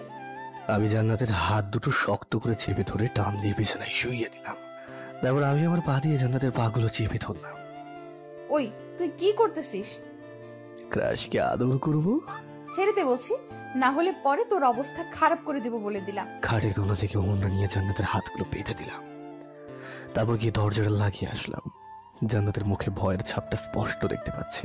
তারপর বিছানায় উঠে জান্নাতের পেট থেকে শাড়িটা সরিয়ে দিলাম। ওয়াও, কি সুন্দর পেট আপনার। ওই, তুই পেটে হাত দিয়েছিস কোন সাহসে? ওকে, হাত দেবো না, কিন্তু ঠোঁট তো দিতেই পারি। ওই না না না না না। কে শুনে কার কথা? জান্নাতের পেট চেপে ধরে কয়েকটা কিস করলাম। জান্নাত ভয়ে চোখটা বন্ধ করে রেখেছে। আর কোথায় কোথায় কিস করবো বলেন তো? ছাড়া পেলে তোকে মেরেই ফেলবো আমি। ছাড়ার আগে আমি আপনার যা সম্মান আছে তা সব কেড়ে নেব। কথাটা শুনে জান্নাতের চোখ বড় বড় হয়ে গেল। এবার আমার দিকে মায়াবী চোখে তাকালো। এইভাবে তাকিয়ে লাভ হবে না, কারণ আপনার ডানা ভাঙলে আপনার ফড়ফড়ানি বন্ধ হবে না। আমি চাই তুই এটা কর, কারণ তুই এটা করলে আমার কাছে হেরে যাবি, আর আমি চাই তুই আমার কাছে হেরে যা। ওকে, আজকের মতো ছেড়ে দিলাম, আমিও দেখে নেবো আপনাকে। বলেই হাত পায়ের বাঁধনগুলো খুলে দিলাম। জান্নাত কিছু না বলে রুম থেকে চলে গেল। তারপর কিছুদিন বাড়ি থেকে জান্নাতকে নিয়ে ঢাকায় চলে আসলাম। ঢাকায় একটা বাসা ভাড়া নিয়ে নিলাম। পরের দিন দুজনে ভার্সিটিতে যাওয়ার জন্য রেডি হতে চলে গেলাম ভার্সিটিতে। সবার সাথে দেখা সাক্ষাৎ করার পর মেহেদি ভাইদের সাথে ক্যান্টিনে বসে আড্ডা দিতে লাগলাম। তখনই জান্নাত তার বান্ধবীকে পাঠালো আমাকে ডাকার জন্য। তারপর উঠে গেলাম জান্নাতের কাছে। গিয়ে দেখি জান্নাতের হাতে একটা পেপার নিয়ে দাঁড়িয়ে আছে। কি হলো, আমাকে ডেকেছেন কেন? এই পেপারে একটা সাইন লাগবে তোর, তাই। কিসের পেপার? তোর আর আমার ডিভোর্স পেপার। এটাতে সাইন করার ঠিক 6 মাস পর আমাদের ডিভোর্স হয়ে যাবে। কি? সাইন কর এটাতে। আমি তো তোকে জ্বালাতে বিয়ে করেছি। তোর কি মনে হয় তোর সাথে সংসার করার জন্য? না, আমি বলছিলাম 6 মাস বেশি হয়ে যায় না আপু? ওই চুপ, কে তোর আপু? ও সরি, আসলে মুখ ফসকে বের হয়ে গেছে। যতদিন আমাদের মাঝে বিয়ের রিলেশনটা আছে ততদিন আপু ডাকবি না, বলে দিলাম, না হলে সবাই সন্দেহ করবে। ওকে। কি বলছিলি বল এবার। আসলে 6 মাস, এটা তো বেশি সময়। আমি বলছিলাম কি, আমার একজন চেনা জানা উকিল আছে, আপনি চাইলে 3 মাসে ডিভোর্স করাতে পারবো। আমি সাইন করতে করতেই বললাম কথাটা। তোর মুক্তি পাওয়ার জলদি বেশি, তাই না? এই নেন পেপারটা ওনার হাতে ধরিয়ে দিলাম। জান্নাত পেপারটা হাতে নিয়ে ছিঁড়ে ফেললো। তারপর সেগুলো টুকরো টুকরো করে আমার উপরে উড়িয়ে দিল। আমি কি 3 মাসেরটার জন্য ট্রাই করবো? চুপ, তোর মুক্তি পাওয়া আমি বের করছি। তোর কোনো কিছুই করতে হবে না। আমি 1 বছরের কন্ট্রাক্ট পেপার বানিয়ে আনছি। সরি, আর বলবো না। তারপরেও এটা কইলেন না। চুপ, আর একটা কথা বললে সময় বাড়বে, বলে দিলাম। চুপ করে গেলাম। কথা বললে সমস্যা বাড়বে সেজন্য। গুড, যা এখন। আর আমি যে তোর বউ এটা যেন কেউ না জানে। ওকে ফাইন বলেই সেখান থেকে চলে আসলাম। তারপর আবারও সেই ক্যান্টিনে এসে বসে গেলাম। আর আগেই সারা শরীর দিয়ে আগুন বের হচ্ছে। উনি কি পেয়েছে? বিয়েটাকে যখন খুশি করবে, যখন খুশি সেটাকে ভেঙে দেবে। ওদের কিছু একটা করতেই হবে, না হলে হবে না। এইসব ভেবে ক্লাসে চলে গেলাম। বিকেলে ক্লাস শেষ করে বাইরে ঘুরে ফিরে এসে রাতে নিজের খাবার নিয়ে বাসায় চলে গেলাম। খাওয়া দাওয়া করে এসে দেখি জান্নাত রুমে দরজা খোলা রেখে চাদর মুড়ি দিয়ে শুয়ে আছে। আমি পাশ থেকে চাদর আর বালিশ নিয়ে সোফায় যাওয়ার সময় মনে হলো জান্নাত কাঁপছে। কাছে গিয়ে কপালে হাত দিতেই দেখি জান্নাতের গায়ে প্রচুর জ্বর। তাড়াতাড়ি গিয়ে বাড়িতে একটু পানি আর একটা কাপড় নিয়ে আসলাম। মাথায় জলপট্টি দিয়ে পাশের ক্লিনিকে ডাক্তারকে আসতে বললাম। উনি এসে চেক আপ করে ঔষধ দিয়ে চলে গেলেন। তারপর আমি ওনার পাশে বসে হালকা হালকা জলপট্টি দিতে লাগলাম আর জান্নাতের ঘুমন্ত চেহারাটাকে দেখতে লাগলাম। আজকে আবার নতুন করে ক্রাশ খেলাম জান্নাতের উপরে। মেয়েটা সত্যি একটা পরী। তার ঘুমন্ত চেহারাটা কেউ একবার দেখলে সে জীবনেও বলবে না জান্নাত যে একটা বদরাগী। এইসব ভাবতে ভাবতে কখন যে ওনার পাশে ঘুমিয়ে গেলাম মনে নেই। সকালে গালে কারো হাত পড়াতে জেগে উঠলাম। তাকিয়ে দেখি জান্নাত আমার দিকে অগ্নি দৃষ্টিতে তাকিয়ে আছে। কি হলো, মারলেন কেন? আমাকে জড়িয়ে ধরে ঘুমানোর সাহস পেলি কোথা থেকে? আর আসলে আমি ইচ্ছে করে তো, আর বলতে না দিয়ে আমাকে থামিয়ে দিয়ে জান্নাত বলতে লাগলো, চুপ, একটা কথাও বলবি না। আর আজ থেকে তুই অন্য রুমে থাকবি। তুই একা পেয়ে সুযোগ নিতে চেয়েছিলি। কাল রাতের পর থেকে ওনার উপরে মায়া জমে গেল। জবাব দিতে গিয়ে পারছি না, তাকে ভালোবেসে ফেললাম না তো। এইসব ভাবতে ভাবতেই রুম থেকে বেরিয়ে গেলাম। অনলাইনে খাবার অর্ডার করে ফ্রেশ হতে চলে গেলাম। এসে দেখি খাবার চলে এসেছে। তারপরে আমি খাওয়া দাওয়া করে জান্নাতের জন্য খাবারগুলো টেবিলে রেখে চলে গেলাম। জানি ওর শরীর ভালো না, তাই ওর রান্না করে খেতে পারবে না, তাই খাবার রেখে চলে গেলাম ভার্সিটিতে। দুপুরে ক্যান্টিনে বসেছিলাম, তখনই মোবাইলটা বেজে উঠলো। পকেট থেকে বের করে তাকিয়ে দেখি আম্মু কল করেছে, তাই রিসিভ করলাম তাড়াতাড়ি। আম্মু বলেন। বৌমার শরীর ভালো না, আর তুই নাকি চলে গেছিস ভার্সিটিতে। ওই, তোর বউয়ের চেয়ে বড় কি ক্লাসটা হয়ে গেছে নাকি? আম্মু আমি তো, আমাকে কিছু বলার সুযোগ না দিয়ে আম্মু ধমক দিয়ে থামিয়ে দিল। চুপ, আমি কিছু শুনতে চাই না। তুই এখনই বাসায় যা, আর বৌমার শরীর ভালো হওয়ার আগ পর্যন্ত তুই আর কোনো ক্লাস করবি না, আর ভার্সিটিতে যাবি না, বলে দিলাম। ওকে। আর এখনই তুই বাসায় যা, আমি বৌমাকে ফোন দিব একটু পরে, বলে দিলাম। ওকে বলেই ফোনটা রেখে দিলাম। তারপর সবার থেকে বিদায় নিয়ে বাসায় চলে আসলাম। এসে দেখি জান্নাত খাটে শুয়ে আছে আর টিভি দেখছে। আপনি আম্মুকে ফোন দিয়ে কি বলেছেন? যা শুনেছি তোকে তাই বলেছি। আসলে বাসায় তো কেউ একজন থাকা লাগে আমাকে সেবা করার জন্য, তাই ভাবলাম সুস্থ হওয়ার আগ পর্যন্ত তোকেই রেখে দেই। কোনো কিছু না বলে ফ্রেশ হয়ে নিজের সবকিছু নিয়ে পাশের রুমে রেখে দিলাম। ওই হুসাইন, একটু শুনে যা তো। কেন? কাজ আছে, তাড়াতাড়ি আয়। ওকে বলে ওনার রুমে গিয়ে হাজির হলাম। আমার পাগুলো ব্যথা করতেছে, একটু টিপে দিয়ে যা প্লিজ। আমি আপনার পা টিপে দেবো? নাকি আম্মুকে ফোন দিয়ে বলবো তুই আমাকে সারাদিন কথা শুনিয়েছিস শরীর খারাপ হওয়ায়? আমি হালকা একটু হেসে গিয়ে ওর পাগুলো টিপে দিতে লাগলাম। পরের দিন ভার্সিটিতে গেলাম। অন্য দিনের মতো দিনটা কাটতে লাগতো। দুপুরে জান্নাত হঠাৎ এসে আমার সামনে দাঁড়ালো। আমার সাথে আয়। কেন? বেশি বক বক না করে আয়। আচ্ছা ওকে ওকে বলেই সবার সামনে থেকে উঠে জান্নাতের সাথে গেলাম। জান্নাত আমাকে নিয়ে ক্যান্টিনের টেবিলের উপরে উঠে দাঁড়ালো। অ্যাটেনশন গাইস, সবাই জান্নাতের দিকে ঘুরে তাকালো। তোমাদের সবাইকে একটা কথা বলতে চাই। কি? আসলে আমি আর হুসেন স্বামী স্ত্রী। এই ছুটিতে আমাদের বিয়ে হয়েছে, তো সবাই এটা মাথায় রাখবে, হুসাইনের স্ত্রী আছে। জান্নাত চলে গেল। সবাই জান্নাতের কথাটা শুনে হাঁ হয়ে গেল। বিশেষ করে মেহেদি ভাই আমার দিকে জিজ্ঞাসু দৃষ্টি নিয়ে তাকিয়ে রইল। আমিও নেমে মেহেদি ভাইয়ের কাছে গেলাম। কিরে জান্নাত এটা কি বলে গেল? আমি কিছু বুঝি না। তুই জান্নাতকে বিয়ে করতে গেলি কেন? ভাইয়ার আম্মুর কথাই। আম্মু আর ভাইয়ার কথায় বর্তমানে কেউ বিয়ে করে নাকি? আব্বু মারা যাওয়ার পর আম্মু অনেক কষ্ট করে আমাদেরকে মানুষ করেছে, পাশাপাশি কোম্পানির কাজও করতে হয়েছে, তাই আমি চাইনি তাকে কষ্ট দিতে। আম্মু যা করে আমার জন্য ভালোই করে, আর আম্মু জান্নাত একটু বেশি পছন্দ করেছে। আর এখানে সবকিছু বলেছে আমি, কিন্তু জান্নাত এমনভাবে সাজিয়েছিল যে আম্মুর মুখের দিকে তাকিয়ে বিয়েটা করতে হয়েছে। ওকে আচ্ছা, প্রথম থেকে আমাকে সব খুলে বলতো। আর বলো না। তারপরে আমি সবকিছু খুলে বললাম মেহেদি ভাইয়াকে। ভাইয়া সব শুনে মাথায় হাত দিয়ে দিল। এখন ওর মুখে কোনো কথাই নেই। তো এখন কি করবি? ও তো 1 বছরে তোর জীবনটা শেষ করে দিবে। কি করবি এখন? ভাইয়া উনি ইউনিভার্সিটিতে আছে আর 5 মাস, তাই এই কয়েকটা দিন সাবধানে থাকতে হবে। আচ্ছা তুই বিয়েটা না হয় করেছিস তোর আম্মুর কথায়, তাহলে ওর টর্চারগুলো সহ্য করছিস কেন? 2টা কারণে সহ্য করছি। কারণগুলো কি কি? প্রথমত আম্মুকে কিছুদিন বুঝতে দেওয়া যাবে না যে জান্নাতের আর আমার মাঝে কি চলছে। ও দ্বিতীয় কারণ, জান্নাতকে ওড়ার সময় দিচ্ছে। যখন সে চিল পাখির মতো আকাশের কাছাকাছি চলে যাবে তখনই টান দিয়ে মাটিতে ফেলবো, তখনই বুঝবে হুসেইন কি জিনিস। মানে হলো চড়ুই পাখি থাকে মাথার উপরে, তাকে 1000বার মাটিতে ফেললেও তার কিছুই হবে না।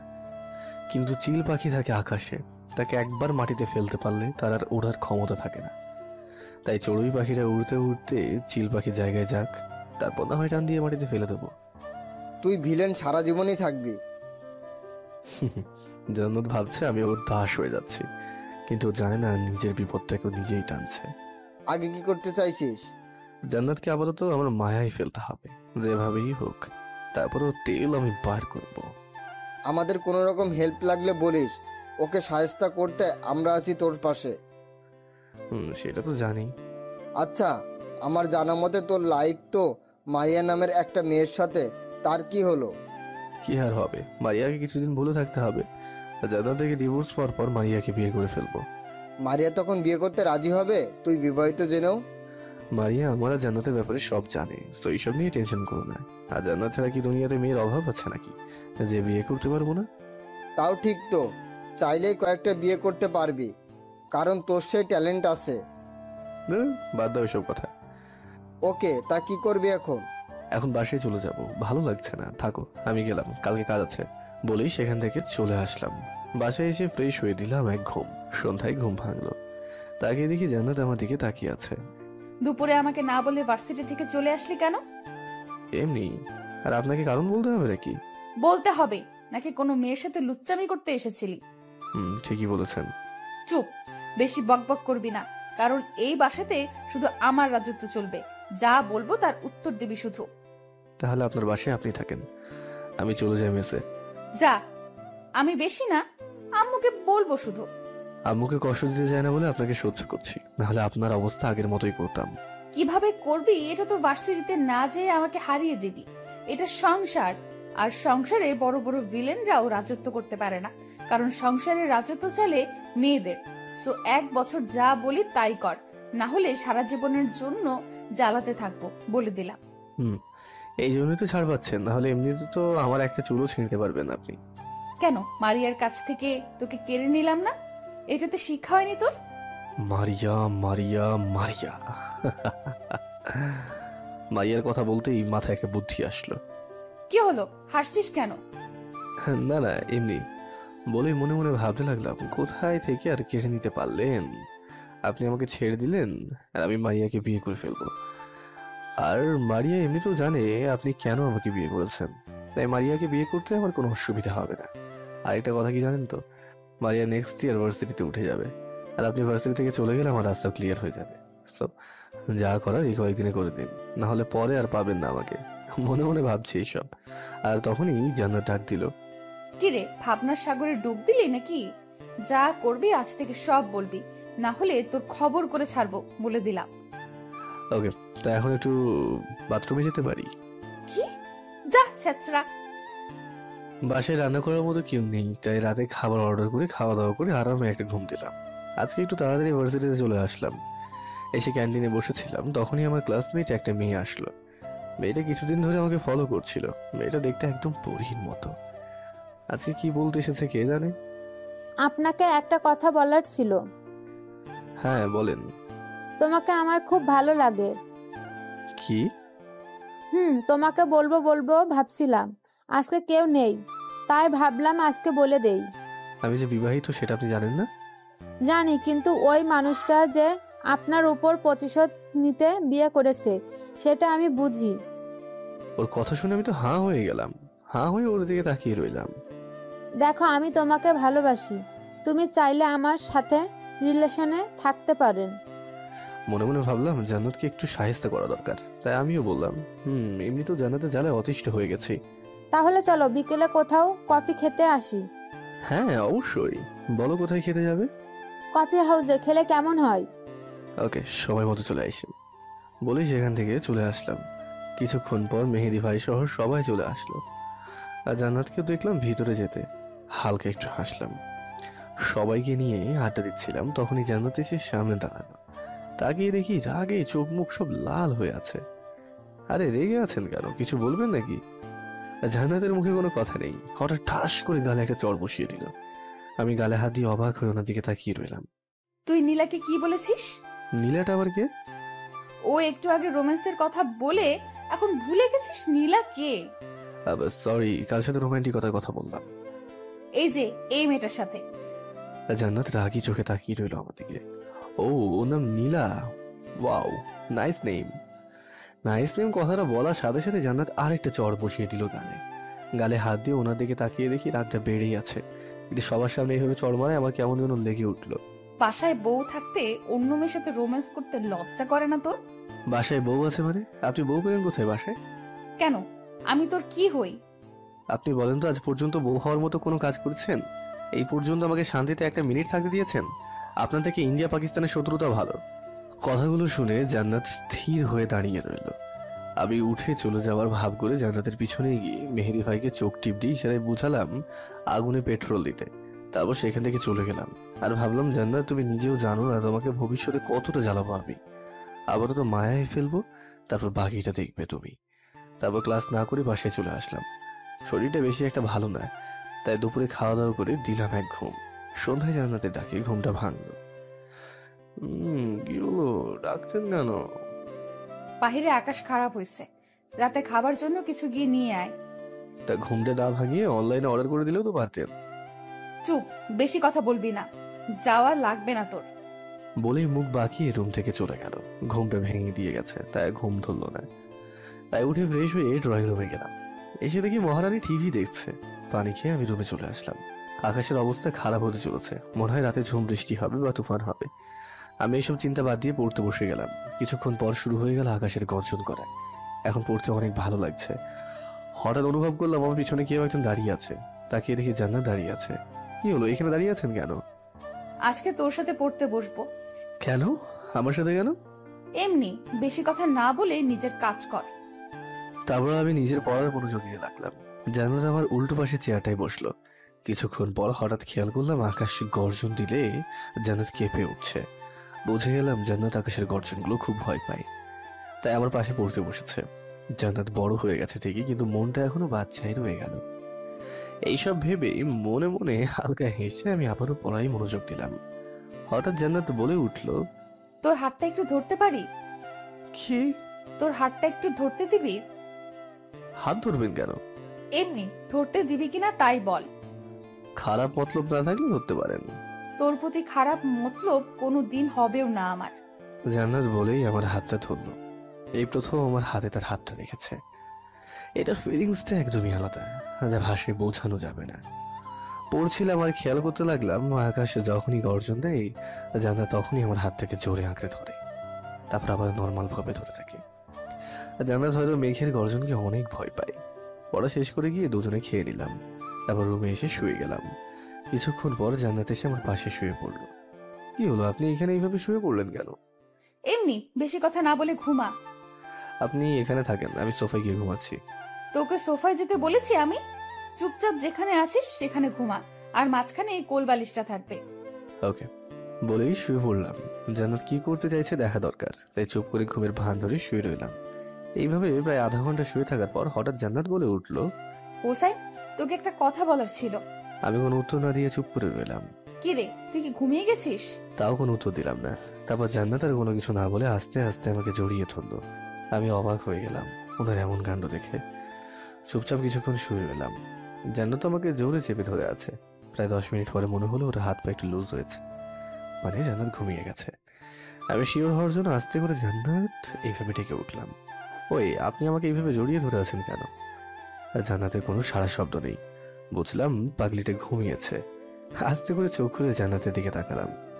রুমের ভিতরের হালকা আলোয় জান্নাতকে যা লাগছে না, একটা পরীকেও সে হার মানিয়ে দেবে। আমি ওনার দিকে হাঁ হয়ে তাকিয়ে রইলাম।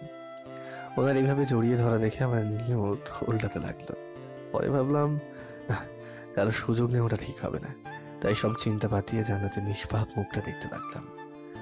নিজের ক্রাশ যখন জড়িয়ে ধরে ঘুমিয়ে থাকে না, তখন অনুভূতিটাই আলাদা কাজ করে। এমন লাগে যেন পৃথিবীটা হুমড়ি খেয়ে আমার বুকে শুয়ে আছে। এরকম নানা রকম কথা ভাবছিলাম আর জান্নাতকে দেখছিলাম। কতক্ষণ দিয়ে তাকিয়েছিলাম তা মনে নেই। সকালে একটু তাড়াতাড়ি ঘুম ভেঙে গেল। শরীর কেন জানি মনে হলো নাড়াতে পারছি না। মনে হচ্ছে কেউ আমার হাতগুলো বেঁধে রেখেছে। তাই নিজের অবস্থান দেখার জন্য নিজের শরীরের দিকে তাকালাম। তাকিয়ে বড় সড়ো একটা ধাক্কা খেলাম, কারণ জান্নাতের কোল বালিশটা নিচে পড়ে আছে। জান্নাত আমাকে কোল বালিশ ভেবে আমার গায়ের নিচে দিয়ে একটা হাত আর ওপর দিয়ে একটা হাত দিয়ে জড়িয়ে ধরে আছে, আর এক পা আমার উপরে তুলে দিয়ে ঘুমিয়ে আছে। মাথা চুলগুলো এলোমেলো হয়ে পড়ে আছে, তাই ফোঁ দিলাম সেগুলো ঠিক হওয়ার জন্য। আর তখনই জান্নাত সজাগ হয়ে গেল। আপনার কোল বালিশ আমি না, আপনার কোল বালিশ নিচে পড়ে আছে। জান্নাত নিচের দিকে খেয়াল করে আহা করে নিজেকে ছাড়িয়ে নিল। তুই আমার কাছে আসলি কেন? সরি, কাছে আমি না, আপনি এসেছেন। এই পাশে আমি শুয়েছিলাম আর আপনি রাতের অন্ধকারে একটা ছেলেকে একা পেয়ে সুযোগ নিয়েছেন। আমার এই কথা শুনে জান্নাত আর কিছুই বললো না। সত্যি গো, বলেন তো কি কি করেছেন আমার সাথে? কি মনে করেছিস? মানে তোর কি মনে হয় তোর মতো খারাপ ছেলের সুযোগ নেব আমি? সেটা তো ঘুম থেকে উঠে দেখতে পেলাম। চুপ, বেশি কথা বলবি না। যা এখন গিয়ে কফি বানিয়ে নিয়ে আয়। যাচ্ছি বলে কফি বানাতে চলে গেলাম। বাইরে হালকা বৃষ্টি আছে, তাই কফি হলে সেই লাগবে। এইভাবে কফি বানিয়ে নিলাম। কফি নিয়ে এসে দেখি জান্নাত আবারও ঘুমিয়ে গিয়েছে, তাই ডাক দিলাম ওঠার জন্য। কি হলো, ডাকছিস কেন? কফি নিয়ে এসেছি, রেখে গেলাম, মন চাইলে খেয়ে নিয়েন। ভার্সিটিতে আজকে যেতে ভালো লাগছে না, তাই কফিটা খেয়ে ফ্রেশ হতে চলে গেলাম। ফ্রেশ হয়ে এসে দেখি জান্নাত কফি খাচ্ছে। তারপর জান্নাত গিয়ে ফ্রেশ হয়ে এসে নিজের মতো করে গল্পের বই পড়তে লাগলো, আর আমি অনলাইনে খাবার অর্ডার করে দিলাম। যেহেতু বৃষ্টির কারণে ভার্সিটি যাওয়া হয়নি, তাই দিনটা বারান্দায় গিয়ে বসে বসেই পার করতে লাগলাম।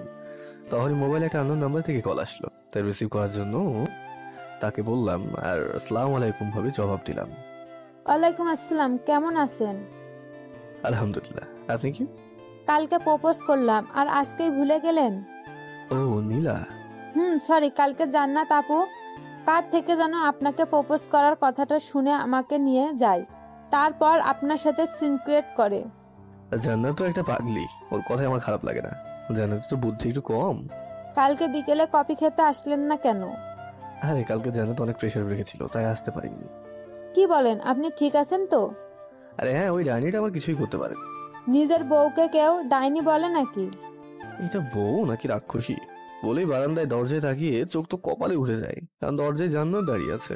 কি বলবো ভেবে পাচ্ছি না। তখনই নীলাকে ঝাড়ি দিয়ে বললাম, আমার এটা বউ না রাক্ষসী সেটা কি তোমার থেকে জানতে হবে নাকি? হ্যাঁ, মনে রাখ। এই বেলা একটা ভাব নিয়ে দিলাম। তারপর ফোনটা কেটে দিয়ে জান্নাতের দিকে পিঠে তাকিয়ে ভালো সাজার জন্য বলে উঠলাম, হ্যাঁ, একটা মেয়ে আপনাকে রাক্ষসী বলছিল, তাই ইচ্ছে মতো ঝেড়ে দিয়েছি তাকে। ও তাই নাকি? তা কি বললো আমার নামে? জান্নাতের তো রাগে মুখ লাল হয়ে আছে। আমি বললাম, ওই তো ওই মেয়েরা রাগ করলে যে গালি দেয় আর কি। ও নিশ্চয়ই বলেছে ওই ডাইনিটা আমার কিছুই করতে পারিনি, এরকম কিছু নিশ্চয়ই। বুঝে গেলাম জান্নাত সব শুনে ফেলেছে, তাই এবার মার খাওয়া দেখে নিজেকে রক্ষা করতে হবে। তাই কি আর করবো ভাবছি, তখন জান্নাত বলে উঠলো, কি রে, মনে পড়ছে না নাকি? কি বলেছিল মেয়েটা, মনে করিয়ে দিব। ফোনে তো আছেই, কিন্তু ওই মেয়েটা আপনার নামে একটা কথা বলেছে, যেটা আমি আপনাকে বলতে পারছি না। কেন, কি বলেছে? বললে তো আপনি রেগে যাবেন। আমি মুখটা গম্ভীর করে বললাম, তোরে না বলতে বলছি। আপনাকে নাকি বিয়ের আগে কয়েকটা ছেলের সাথে রিলেশন ছিল, আপনি আমাকে ঠকালেন। আমি বিপদ এড়াতেই মিথ্যে কথাগুলো বললাম। কি সব যাতা বলছিস, মুখ সামলে কথা বলবি বলে দিলাম। মেয়েটা বলেছে আপনার ল্যাপটপে যে ইমেল আইডিটা আছে সেখানে চেক করলে নাকি সব পেয়ে যাব। ওই মেয়েটার সাহস কি করে হয় আমার নামে মিথ্যা বলার? ধীরে ধীরে জান্নাত আরো রেগে আগুন হয়ে যাচ্ছে। মেয়েটা মিথ্যা বলেছে না সত্যি সেটা তো আপনার ল্যাপটপের ইমেল দেখলেই বোঝা যাবে। মানে তুইও আমাকে বিশ্বাস করছিস না? কিভাবে করব? আপনি কি মনমোহন সাধু নাকি যে বিশ্বাস করব? আর যদি ল্যাপটপে এমন কিছু থাকে তাহলে আপনি সেটা একবার দেখালেই পারেন, না থাকলেও তো আপনার কোনো ব্যাপারই নেই। ওকে আয় তুই আমার সাথে আমার রুমে, আমি দেখাচ্ছি তোকে। ওকে চলেন বলে ওনার পেছন পেছন যেতে লাগলাম। তখনই উনি রুম থেকে বের হলেন, তখনই আমি ঠুস করে দরজাটা লাগিয়ে দিলাম। লাগিয়ে দিয়ে নাগিন ডান্স দিতে লাগলাম। ও পাশ থেকে জান্নাত দরজায় ধাক্কা দিচ্ছে, কিন্তু কে আর পায় কাকে।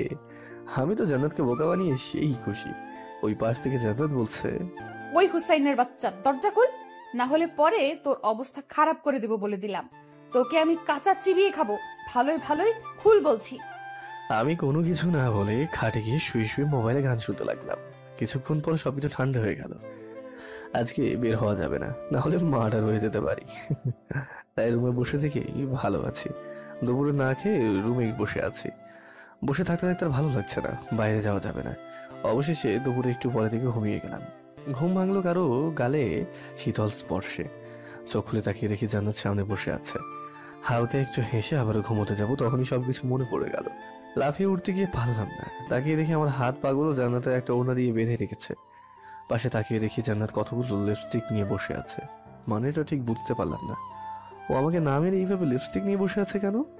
আরে বাবু, তোমার ঘুম ভেঙেছে?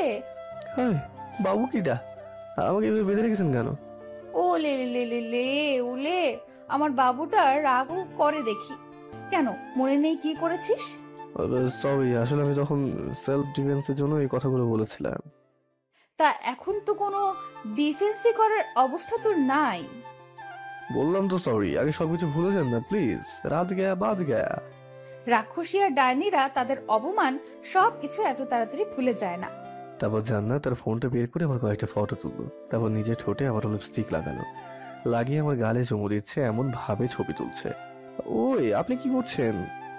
যা করছি চুপচাপ মেনে নে, তাহলে 5 মিনিট পরে মুক্ত করে দিব। রাজি থাকলে বল। ওকে। তারপর আমি চুপচাপ শুয়ে রইলাম আর জান্নাত কয়েকটা সেলফি তুলে সব বাঁধন খুলে দিল। শোন, গিয়ে একবার আয়নায় মুখটা দেখে নে, না হলে পরে সমস্যা হবে। উঠে চলে গেলাম ফ্রেশ হতে। ওয়াশরুমে গিয়ে আয়নায় নিজের মুখটা দেখে নিজেই ভয় পেয়ে গেলাম, কারণ মুখের কমপক্ষে 20 জায়গায় জান্নাত চুমু দিয়েছে আর তার লিপস্টিকের দাগগুলো স্পষ্ট দেখা যাচ্ছে। এই জন্যই এতগুলো লিপস্টিক এনে রেখেছিল ডাইনিটা। তখনই ফটো তোলার কথাটা মনে পড়ে গেল। তাড়াতাড়ি ফ্রেশ হয়ে বাইরে এসে দেখি আপু আমার বিছানায় শুয়ে আছে। আমি বেরোতেই বলে উঠলো, কিরে, কেমন লাগলো শখটা? আগে বলেন আপনি এতগুলো ছবি তুললেন কেন?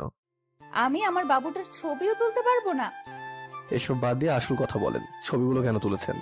যেন কোনো মেয়ে তোকে প্রপোজ করতে না পারে, আর করলেও এগুলো দেখলে মেয়ে যা বোঝার বুঝে যাবে। জান্নাতের কথা শুনে মাথায় হাত দিয়ে ফেললাম। কি ডেঞ্জারাস মেয়ে রে বাবা, মনের ভিতর তো আগুনে ভরা। কি বলবো কিছুই বুঝতে পারছি না। শোনো বাবু, এরপর থেকে কারো প্রপোজ অ্যাকসেপ্ট করার আগে আজকের দিনটার কথা মনে রেখো। ওকে বাবু? আমি কিছু না বলে চুপচাপ বসে রইলাম। আর নীলাকেও তোর সাথে তোলা সেলফিগুলো পাঠিয়ে দিয়েছি, তোকে কাছে পেলে জানে মেরে দিবে বলেছে। আপনি কেন আমার পিছনে লেগে থাকেন? তুই যে আমাকে জ্বালিয়েছিস, তাই আমি 1 বছর তোকে জ্বালাবো। আর কিছুই বললাম না। পরের দিন সকালে জান্নাত নিজের মতো করে ভার্সিটিতে চলে গেল আর আমি নিজের মতো করে ভার্সিটিতে চলে গেলাম। সারাদিন ভালোই দিন কাটলো। লাস্ট ক্লাস করছিলাম, তখনই সাইলেন্টে থাকা ফোনটা বেজে উঠলো। তাকিয়ে দেখি জান্নাত ফোন দিয়েছে। এক রুম থেকে অন্য রুমে ফোন দিচ্ছে কেন? হ্যাঁ, বিরক্তি নিয়ে বাইরে এসে ফোনটা রিসিভ করলাম। আরে কি হলো, এখন ফোন দিয়েছেন কেন? তোরে ফোন দেওয়া ছাড়া তো আমার আর কাজ নেই, তাই ফোন দিয়েছি। তুই এখনই বাসায় আয়। একটু পরে ক্লাস শেষ হবে, তখন চলে আসবো। তোর ভাইয়া এসে দেখাক, তুই আর আমি দুজন আলাদা রুমে থাকি, তারপর এসে তুই ওনাকে বুঝতিস। মানে তোর ভাই আজকে আসছে ঢাকায়, আর উনি এসে আমাদের এখানে থাকবে। তো তাড়াতাড়ি বাসায় আয়।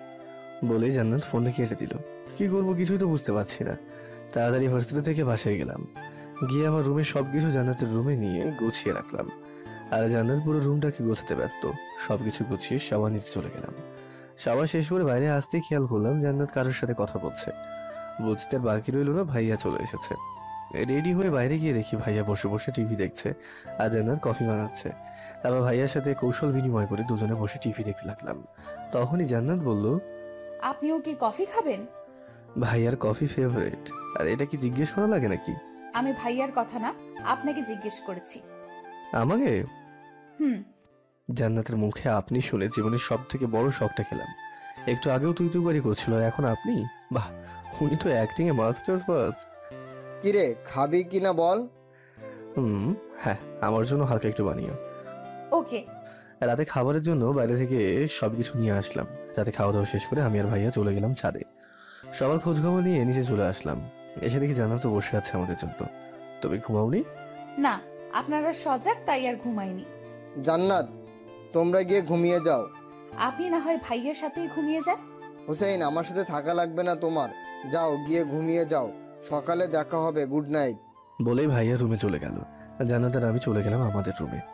কিরে, তোর সাহস তো কম না, তুই আমাকে তুমি করে বলছিস? আপনি কি চান আমি ভাইয়ার সামনে আপনি করে বলি? তারপর ভাইয়া জিজ্ঞেস করলে আমি সব সত্যি বলে দিই? তারপর ভাইয়া আমার কথা চিন্তা করে আপনার থেকে ডিভোর্স দিয়ে দেবে? ওই, তোর কাছ থেকে এত কথা শুনতে চাইছি আমি? তাহলে এখন যেটা বলবো সেটা মেনে নেওয়াই আপনার জন্য বেটার হবে। ভাইয়া চলে যাওয়ার পর তোকে বুঝাবো কত ধানে কত চাল। আগে এটা বলেন, আপনি আমাকে আপনি আপনি করে বলছেন কেন? মন চাইছে তাই। তোকে বলতে হবে নাকি? না, এমনি আর কি। যা সোফায় গিয়ে শুয়ে পড়, সকালে বেঁচে থাকলে দেখা হবে। জান্নাত শুয়ে গেল, আমিও বালিশ এনে সোফায় ঘুমিয়ে গেলাম। এইভাবে কয়েকদিন কেটে গেল। যতই দিন যাচ্ছে জান্নাতের অত্যাচার ততই বাড়ছে। কোনো মেয়ের সাথে কথা বলতে পারি না, কোনো মেয়ের দিকে তাকাতে পর্যন্ত পারি না। কেউ প্রপোজ করলে জান্নাত তার তোলা ছবিগুলো মেয়েটাকে দেখায়। ব্যাস, জায়গায় সব শেষ। এসবের কিছু একটা হাল করতেই হবে ভাবছি এসবই। তখনই মাথায় একটা আইডিয়া আসলো, তাই মেহেদি ভাইকে ফোন দিলাম। রাতে দিয়ে সবকিছু বলে দিলাম। সকালে ভার্সিটিতে গিয়ে মেহেদি ভাইদের নিয়ে বসে অপেক্ষা করতে লাগলাম কখন জান্নাত আসবে। জান্নাত আসলেই গেট থেকে একজন ইশারা দিয়ে তারপর আমরা আমাদের কাজ শুরু করব। 10 মিনিট পর গেট থেকে ইশারা করলো জান্নাত আসছে। সবাই জান্নাতে যাওয়ার রাস্তার উল্টো দিকে মুখ করে বসলাম। জান্নাত আমাদের কাছে আসতে মেহেদি ভাই বলে উঠলো, আচ্ছা হোসেন, তুই জান্নাতের এত অত্যাচার সহ্য করছিস কেন? সত্য বলবো নাকি মিথ্যা? সত্য করে বল। কারণটা হলো আমি জান্নাত আপুকে ভালোবেসে ফেলেছি। কি? তোর মাথা ঠিক আছে? তুই জান্নাতকে ভালোবেসে ফেলেছিস? জান্নাত আপু একটু রাগী, তবে মনটা একদম পবিত্র। ওনাকে পেলে আমার জীবনটা ধন্য হয়ে যাবে। তাই নাকি? তা বলেছিস কখনো জান্নাতকে? তোমার মাথা ঠিক আছে তো? আপুকে বললো তুমি আমাকে জানে মেরে দেবে। আর জান্নাত আমাদের পিছনে আছে কিনা সেটা কনফার্ম থাকার জন্য গেটের কাছে থাকা ছেলেটাকে চোখ দিয়ে ইশারা করলাম। ছেলেটা হ্যাঁ সূচক উত্তর দিল। ব্যাস, আবার অ্যাক্টিং চালু হয়ে গেল। তাহলে এখন কি করবি? কি আর করব, এই কয়েক মাসে ও যদি উনি আমাকে ভালোবাসে তাহলে বংশের বাতি জ্বলবে, না হলে আর কিছুই করার নেই। জান্নাত তোর বউ, তুই ওর কাছে স্বামীর অধিকার চাইতে পারিস। ভাই, এসব অধিকার তখনই আদায় করা যায় যখন স্ত্রীর অনুমতি থাকে। তাছাড়া জোর করলে শরীর পাওয়া যাবে, মন তো আর পাওয়া যাবে না। আর আমার দরকার তার মনটা। তাও তুই একবার বলে দেখ, কে জানে হয়তো জান্নাতও তোকে ভালোবাসে। এটা হতেই পারে না, কারণ উনি শুধু প্রতিশোধ নিতে বিয়েটা করেছে, আর সেখানে আমি ওনাকে ভালোবেসে ফেঁসে গেছি। মেহেদি ভাই, এখন কি করবো আমি তো বুঝতে পারছি না। উফ, অস্কার উইনিং অ্যাক্টিং করছি পুরো, মনটা খারাপ ভাব করে না এমন করে বলতে লাগলাম। কি আর করবি, আল্লাহ আল্লাহ যেন জান্নাতের মনে তোর জন্য ভালোবাসা জন্মায়। হ্যাঁ, কি আর করার। তারপর সবাই মিনিট খানিক চুপ থাকার পর ছেলেটি ইশারায় বললো জান্নাত চলে গেছে। ব্যাস, প্ল্যান সাকসেসফুল। তুই এগুলো করতেছিস কেন? ওরা জ্বালানোটা সহ্য হচ্ছে না, তাই ওনাকে এবার আমি জ্বালাবো। বলেছিলাম না ওনাকে আমার মায়ায় ফেলবো। এখন সেই সময়টা চলে গেছে, এরপর দেখাবো আমাকে জ্বালানোর মজাটা। তারপর ওনার দিকে হালকা হাসলেন। তারপর ওই দিনের মতো ক্লাস করে আমি আমার বাসায় চলে আসলাম। এসে ফ্রেশ হয়ে বারান্দায় বসেছিলাম, হঠাৎ পিছন থেকে কারো গলার আওয়াজ পেলাম। তাকিয়ে দেখি জান্নাত হাতে দুটো কফির কাপ নিয়ে দাঁড়িয়ে আছে। আরে আপনি কখন? এই একটু আগে। উনি আমার দিকে তাকাচ্ছেন না, আর চোখে তাকাচ্ছে। বুঝলাম নজর মেলাতে পারছে না, তার মানে প্ল্যান কাজ করছে। ও তা হঠাৎ কফি নিয়ে আসলেন কেন আমার জন্য, কি মনে করে? এমনি মন চাইলো তাই নিয়ে আসলাম। বলেই কফির মগটা আমার হাতে দিয়ে উনি চলে গেল। হালকা হেসে কফি খেতে শুরু করলাম। তারপর এইভাবেই কাটতে লাগলো দিনগুলো। কিছুদিন যাওয়ার পর থেকে জান্নাত আবার ভার্সিটিতে যাওয়া বন্ধ করে দেয়। পরীক্ষার সামনে তো তাই আমিও এটা সুযোগ দিই। আবুকে রুটিন অনুযায়ী ডেকে দেওয়া, ওনার জন্য কফি বানিয়ে দেওয়া, ওনার খাওয়া দাওয়া নিয়ে একটু মাথা ঘামানো, এইসবে পুরো মনোযোগ দিয়ে করতে লাগলাম। আর তাই কিছুদিন ধরে উনি আমার সাথে কোনো খারাপ আচরণ করেন না। কেমন যেন বদলাতে লাগলেন। আমার চোখ দিয়ে যেন চোখ মেলান না উনি। কেন জানি মনে হয় উনি আমার জালে ফাঁসতে শুরু করেছে। সকালে ভার্সিটিতে গিয়ে মেহেদি ভাইয়ের সাথে দেখা করলাম। মেহেদি ভাই, আমার একটা ফ্রেন্ডকে ইউনিভার্সিটিতে চান্স করে দিতে হবে। তুই তোর শ্বশুরকে বললেই তো পারিস। তুমি পারবে কিনা সেইটা বলো। তা কে তোর সেই ফ্রেন্ডটা? মারিয়া। কি? তোর মাথা ঠিক আছে? তুই কি করতে চাইতেছিস সেটা বল। আগুনের জন্য ডিজেল আনছি। মানে তুই জান্নাতকে দেখিয়ে মারিয়ার সাথে প্রেম করবি? এবার বুঝেছো কেন শ্বশুরকে বলিনি?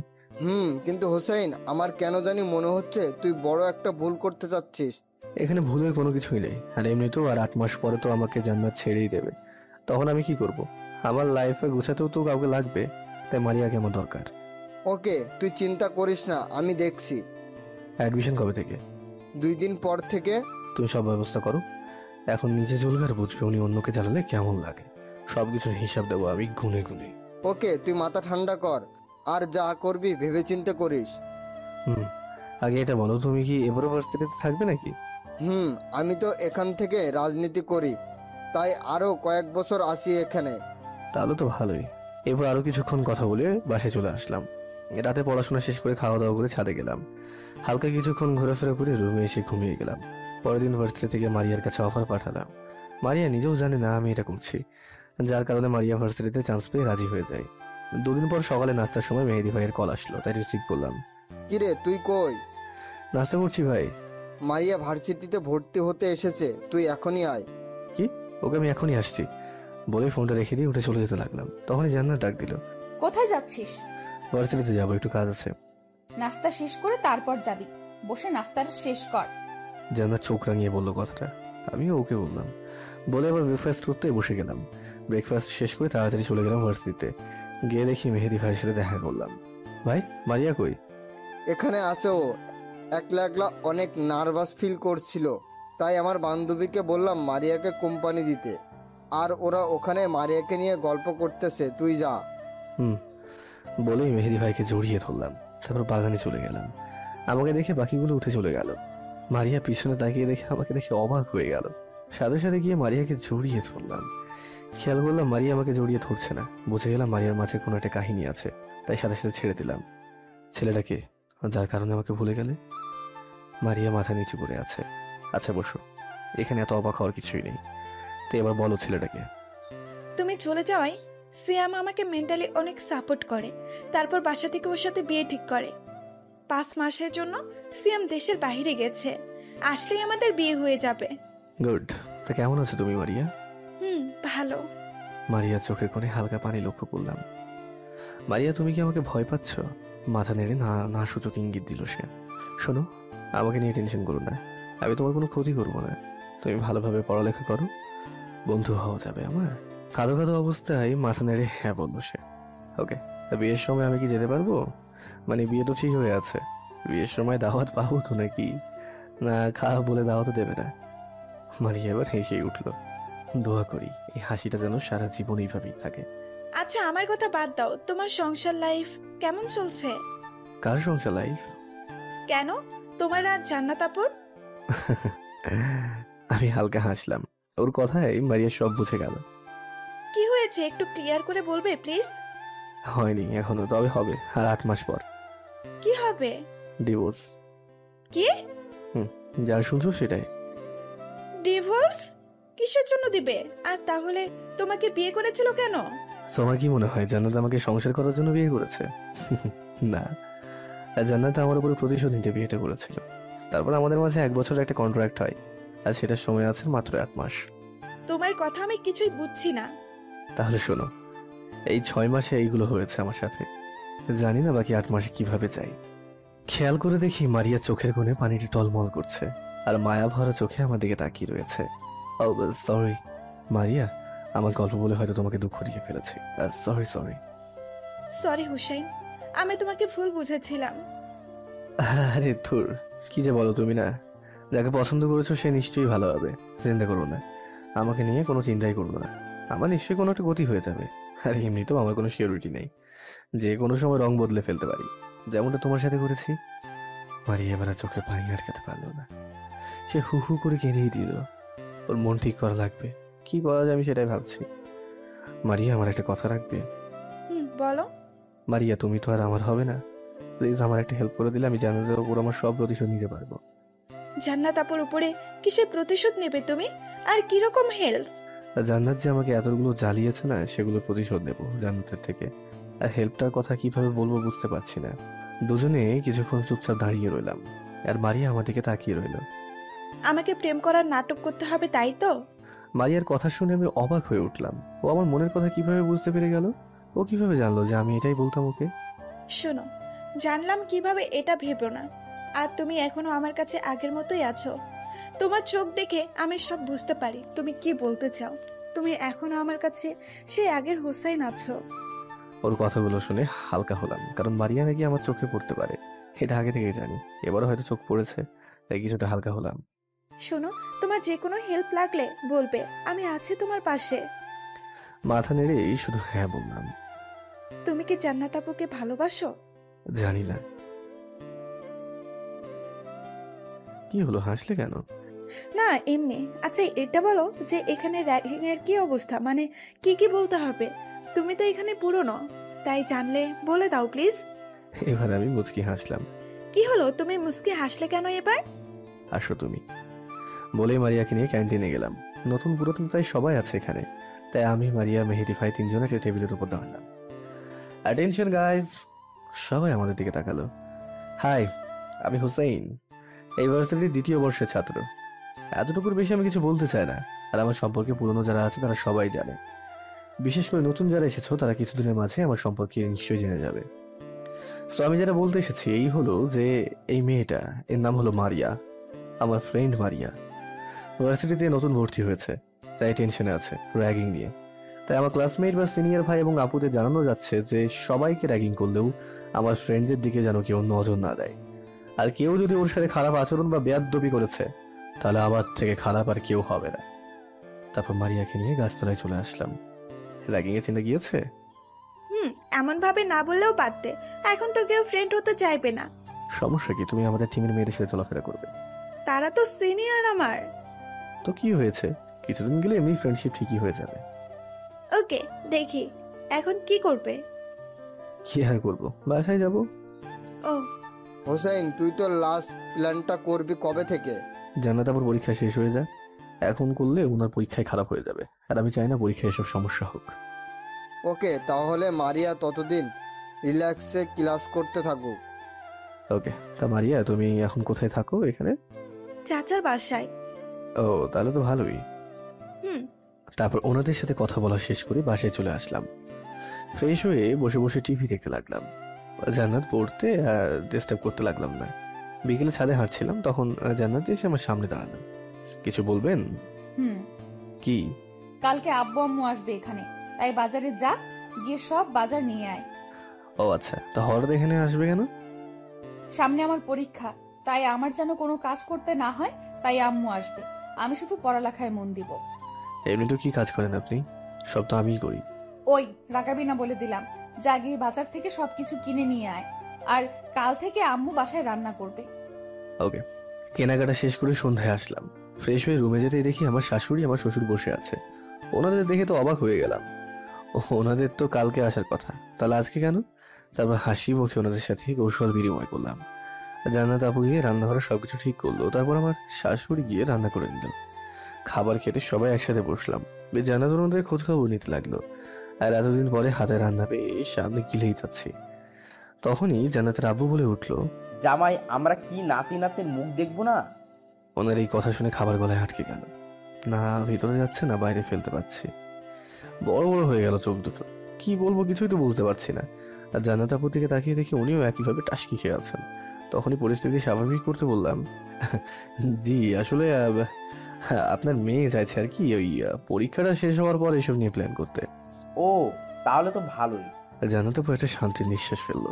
খাওয়া দাওয়া শেষ করে আমি ঘুমোতে গেলাম। আমার রুমে গিয়ে দেখি রুমে তালা ঝুলছে। তখনই জান্নাতের কাছে আসলাম। আমার রুমে তালা ঝুলছে কেন? কেন ঝুলতেছে জানিস না? যা গিয়ে চুপচাপ সোফায় শুয়ে পড়। সোফায় থাকতে সমস্যা হয়তো। তাহলে চুপ করে খাটে পড়। ভাবলাম যাক, এবার উনি সোফায় থেকে দেখুক কত মজা সোফায় থাকাটা। এসব ভেবে আমি শুয়ে পড়লাম। আর উনি তখন পড়ছিলেন, আমি শুয়ে শুয়ে মোবাইল টিপছিলাম। কিছুক্ষণ পর উনি পড়া শেষ করে এসে আমার পাশে শুয়ে পড়লেন। অবাক হয়ে ওনার দিকে তাকালাম। আবার মনে হয় মনে মনে খুশিও হলাম যে ওনার পাশে শুতে পেরে। হঠাৎ করে মনে পড়লো ওই দিন রাতের কথা। তাড়াতাড়ি শোয়া থেকে উঠে বসলাম। কিরে, উঠে গেলি কেন? আমি সোফায় ঘুমাবো। কেন এখনই না বললি সোফায় ঘুমাতে তো সমস্যা হয়? আপনার সাথে আমি ঘুমাবো না। আপনি আমাকে কোলবালিশের মতো ব্যবহার করেন। আপনার সাথে ঘুমানো চেয়ে সোফায় ঘুমানো অনেক বেটার। ওকে যা, গিয়ে সোফায় ঘুমা। তারপর বালিশ আর কাঁথা নিয়ে চলে গেলাম সোফায়। তারপর শুয়েই ঘুমিয়ে গেলাম। এইভাবে চলে গেল দুটো মাস। জান্নাত আপুর পরীক্ষাও শেষ হয়ে গেল। আঙ্কেল আন্টি আজকে বিকেলে চলে যাবে। 2 মাসে কত যে অ্যাক্টিং করেছি সেটা একমাত্র আমিই জানি। ওনাদের সন্দেহ করার সুযোগই দিইনি। আর বাসায় পড়তে যাইনি। সকালে বের হয়ে সন্ধ্যায় বাসায় ফিরতাম। এদিকে এই 2 মাসে মারিয়ার সাথে খুব ভালো ফ্রি হয়ে গেছি। এখন আর পুরোনো কথা নিয়ে মন খারাপ হয় না। তবে মারিয়া থেকে ভালো আমাকে কেউ বুঝতে পারবে না, এটা নিশ্চিত। আজকে আঙ্কেল আন্টি চলে যাবেন, তাই বিকেলে বাসায় চলে আসলাম। ওনারা সবকিছু বুঝিয়ে দিয়ে ওনারা চলে গেলেন। পরের দিন ইউনিভার্সিটিতে চলে গেলাম। এসে দেখি সবাই বসে আছে। সবার সাথে দেখা করে মেহেদি ভাই আরো কয়েকজনকে নিয়ে মারিয়া আসার জন্য অপেক্ষা করতে লাগলাম। মারিয়া আসার পর সবাইকে আমার প্ল্যানটা বললাম। সবারই প্ল্যানটা পছন্দ হয়েছে। প্ল্যানের মূলটা হলো একটা কাপল কন্টেস্ট হবে। যে উইনার হবে তাদেরকে আমাদের টিমের পক্ষ থেকে 1 লক্ষ টাকা পুরস্কার দেওয়া হবে। সবাই বয়ফ্রেন্ড আর গার্লফ্রেন্ড এটাতে জয়েন করতে পারে। কে কাকে কতটা ভালোবাসে এটা পরীক্ষা হবে। একদিনেই খেলাটা শেষ করা হবে। এতটুকু বলি, আর বাকিটা প্ল্যানটা পরে জানতে পারবে। প্ল্যান শেষ, আর ক্লাস করলাম না। বাসায় ফিরে গিয়ে অনেক কাজ আছে। বিকেলে হওয়ার জন্য অপেক্ষা করতে লাগলাম। বিকেলে জান্নাত আপুকে একটা চমক দেখাবো। বিকেলে জান্নাত আপুকে ডাক দিয়ে ছাদে নিয়ে আসলাম। ওনাকে নিয়ে একপাশে দাঁড় করালাম। যা হচ্ছে তা যদি কাজ করে যায় না, তাহলে জান্নাতকে বোঝাবো কত ধানে কত চাল। কিরে, কিছু বলবি নাকি? হুম। তাহলে বল। তারপর পিছন থেকে গোলাপ ফুলটা বের করে হাঁটু কেটে বসে ওনার সামনে তুলে ধরলাম। আমি আপনাকে ভালোবেসে ফেলেছি, আপনি প্লিজ না করবেন না। আসলে আপনাকে প্রথম দেখাতেই ভালোবেসে ফেলেছি, তাই প্লিজ আমাকে ফিরিয়ে দেবেন না। জান্নাত শুধু হাঁ হয়ে তাকিয়ে আছে, আমাকে দেখছে, কোনো কিছু বলছে না। কি হলো, কিছু কথা বলেন না কেন? ডাক দেওয়ায় ঘোর কাটলো ওনার।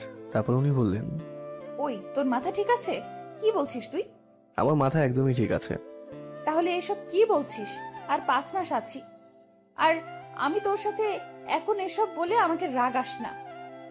আপনি এইভাবে বললেন না প্লিজ, আমি আপনাকে ছাড়া থাকতে পারবো না। তাহলে গিয়ে মর, আর যদি কখনো এরকম ভালোবাসি কথাটা বলিস তাহলে মেরে তোর হাত পা ভেঙে দেবো বলে দিলাম। বলেই পাশ কাটিয়ে চলে গেল, আর আমি দাঁড়িয়ে মনে মনে হাসতে লাগলাম। যাক, প্ল্যানটা কাজে দিয়েছে। তারপর আবার মন খারাপের ভান করে রুমে চলে আসলাম। রাতে কেউ কারোর সাথে কথা বললাম না, খাওয়া দাওয়া করে যে যার মতো শুয়ে পড়লাম। পরের দিন ভার্সিটিতে যাওয়ার পরই সবাই মিলে অনুষ্ঠান করে একটা তারিখ ঠিক করলাম। ঠিক 15 দিন পর অনুষ্ঠানটা অনুষ্ঠিত হবে। এইভাবে আরো 7 দিন চলে গেল, আর জান্নাতের সাথে এখন আর কথা বলি না। উনি কেমন যেন চুপচাপ হয়ে থাকেন সারাদিন, তাই আমিও কিছু বলি না। ভার্সিটিতে গিয়ে বললাম আজ থেকে আমাদের প্ল্যানটা শুরু করব, বলে বাসায় চলে আসলাম। এসে দেখি জান্নাত আপু ড্রয়িং রুমে বসে টিভি দেখছেন, তাই আমি ফ্রেশ হয়ে এসে ওনার পাশের সোফায় বসিয়ে পড়লাম আর টিভি দেখতে লাগলাম। মোবাইল থেকে মারিয়াকে একটা কল দেওয়ার জন্য মেসেজ দিয়ে মোবাইলটা রেখে আমি ছাদে চলে গেলাম। গিয়ে মনের আনন্দে গান গাইতে লাগলাম। একটু পরে বাসায় গেলেই শুরু হবে যত সব কাহিনী। প্রায় 15 মিনিট পর ছাদ থেকে বাসায় গেলাম। গিয়ে দেখি জান্নাত আপু তো রেগে আগুন হয়ে আছে। আমি গিয়ে কিছু না বোঝার ভান ধরে আবারও টিভি দেখতে লাগলাম। কিছুক্ষণ রাগী চোখে আমার দিকে তাকিয়ে থেকে জান্নাত আপু বলে উঠলো, হুসাইন, মারিয়া কি আমাদের ভার্সিটিতে ভর্তি হয়েছে? অবাক হওয়ার ভান ধরে ওনার দিকে তাকালাম। তারপর মাথা নেড়ে হ্যাঁ বললাম। তোর আর মারিয়ার মাঝে কি চলছে? কি আবার চলবে, মারিয়ার আমার মাঝে আগে যেটা ছিল এখনো সেটাই চলছে। মানে? জান্নাতের রাগটা বাড়তে লাগলো। মানেটা জানেন না আপনি? তুই মারিয়ার নাম্বার কি দিয়ে সেভ করেছিস? যেটা মন চাই সেটা দিয়ে। তা আপনি আমার ফোন ধরলেন কেন? মোবাইল রেখে হারিয়ে গেছিলি, আর এদিকে তোর মোবাইল বাজতেছিল, তাই রিসিভ করতে হয়েছিল। আর আমি যদি কলটা না ধরতাম তাহলে তো জানতামই না যে তুই আমার পিছনে কি করছিস। আপনার পিছনে করতে যাব কেন? আর এমনিতেও আপনার পিছন করতে হবে কেন? আমার কি কোনো মতামত নেই নাকি? আমি এত কিছু বুঝি না। আমার সাথে যতদিন আছিস ততদিন অন্য কারোর সাথে কথাও বলতে পারবি না। আপনার সাথে আছি মানে? এই যে আমরা একসাথে থাকছি। আপনি এটাকে একসাথে থাকা বলেন? আরে এর চেয়ে তো ভালো গরুর সাথে থাকলেও হয়। কমপক্ষে এতটুকু হলেও ভালোবাসতো আমাকে। দেখ, তুই কিন্তু তোর সীমা অতিক্রম করছিস। সীমা আমি না, আপনি অতিক্রম করছেন। কারণ এই কয়েকটা মাসে কম জ্বালাননি আমাকে, অনেক সহ্য করেছি। আর না, এখন আপনি আপনার মতো থাকেন আর আমাকে আমার মতো থাকতে দিন। তুই কি বলতে চাইছিস? মানে আপনিও আপনার একটা কাউকে খুঁজে নেন যে আপনার এসব জ্বালা সহ্য করবে। আমি আমার ভালোবাসার মানুষ খুঁজে নিয়েছি। তোর ভালোবাসার মানুষ মানে? তুই না আমাকে ভালোবাসতি? বাসতাম, কিন্তু আপনি তো মুখের উপরে না করে দিয়েছেন, তাই আপনাকে আর জোর করিনি। মারিয়া এখনো আমাকে ভালোবাসে, তাই আর তাকে ফিরিয়ে দিইনি। ও, তুই কি চাস আমি আম্মুকে উল্টাপাল্টা বানিয়ে বলি, তারপর উনি এসে তোকে সোজা করুক? আম্মুর ভয়টা দেখানো বন্ধ করুন প্লিজ। কারণ এই কয়েক মাসে আপনি আমার সাথে কি আচরণ করেছেন বা কি রকম আমাদের সম্পর্ক, তার কয়েকটা ভিডিও আছে আমার কাছে। তাই এসব ফালতু ভয় দেখাবেন না। কারণ আমি যদি ভিডিওগুলো আম্মুকে দেখাই তখন আপনার অবস্থাটা ঠিক কি হবে বুঝতে পারছেন তো। আর জান্নাত আর কোনো কিছু না বলে একদম চুপ হয়ে গেল। আর কিছু বলার নেই ওনার, এটা ভালো করেই বুঝতে পেরেছি। দেখুন, আপনি এখন আপনার মতো থাকুন আর আমাকে আমার মতো থাকতে দিন। জান্নাত আর কিছু না বলে সোজা নিজের রুমে চলে গেল। আমিও আর কিছু না বলে নিজের মতো চলে আসলাম আমার রুমে। রাতে আমি খাওয়া দাওয়া করে রুমে চলে গেলাম। তারপর হয়তো জান্নাত খেয়েছে। সকালে ঘুম ভেঙেছে, তাকিয়ে দেখি 9টা বেজে গেছে। তাই উঠে ফ্রেশ হয়ে রুম থেকে বেরিয়ে দেখি জান্নাত সোফায় বসে টিভি দেখছে। আমি কিছু না বলে না খেয়ে ইউনিভার্সিটিতে চলে গেলাম। আরো 2 দিন চলে গেল আমাদের কথা না বলে। জান্নাত কি যেন সারাদিন ভাবে, তাই আমি ওর সাথে কথা বলি না ওনার সাথে। তবে এইভাবে যে বেশি দিন যাবেন এটা ভালোভাবে বুঝতে পেরেছি। বিকেল ইউনিভার্সিটি থেকে এসে হালকা ঘুমো বলে ঠিক করলাম।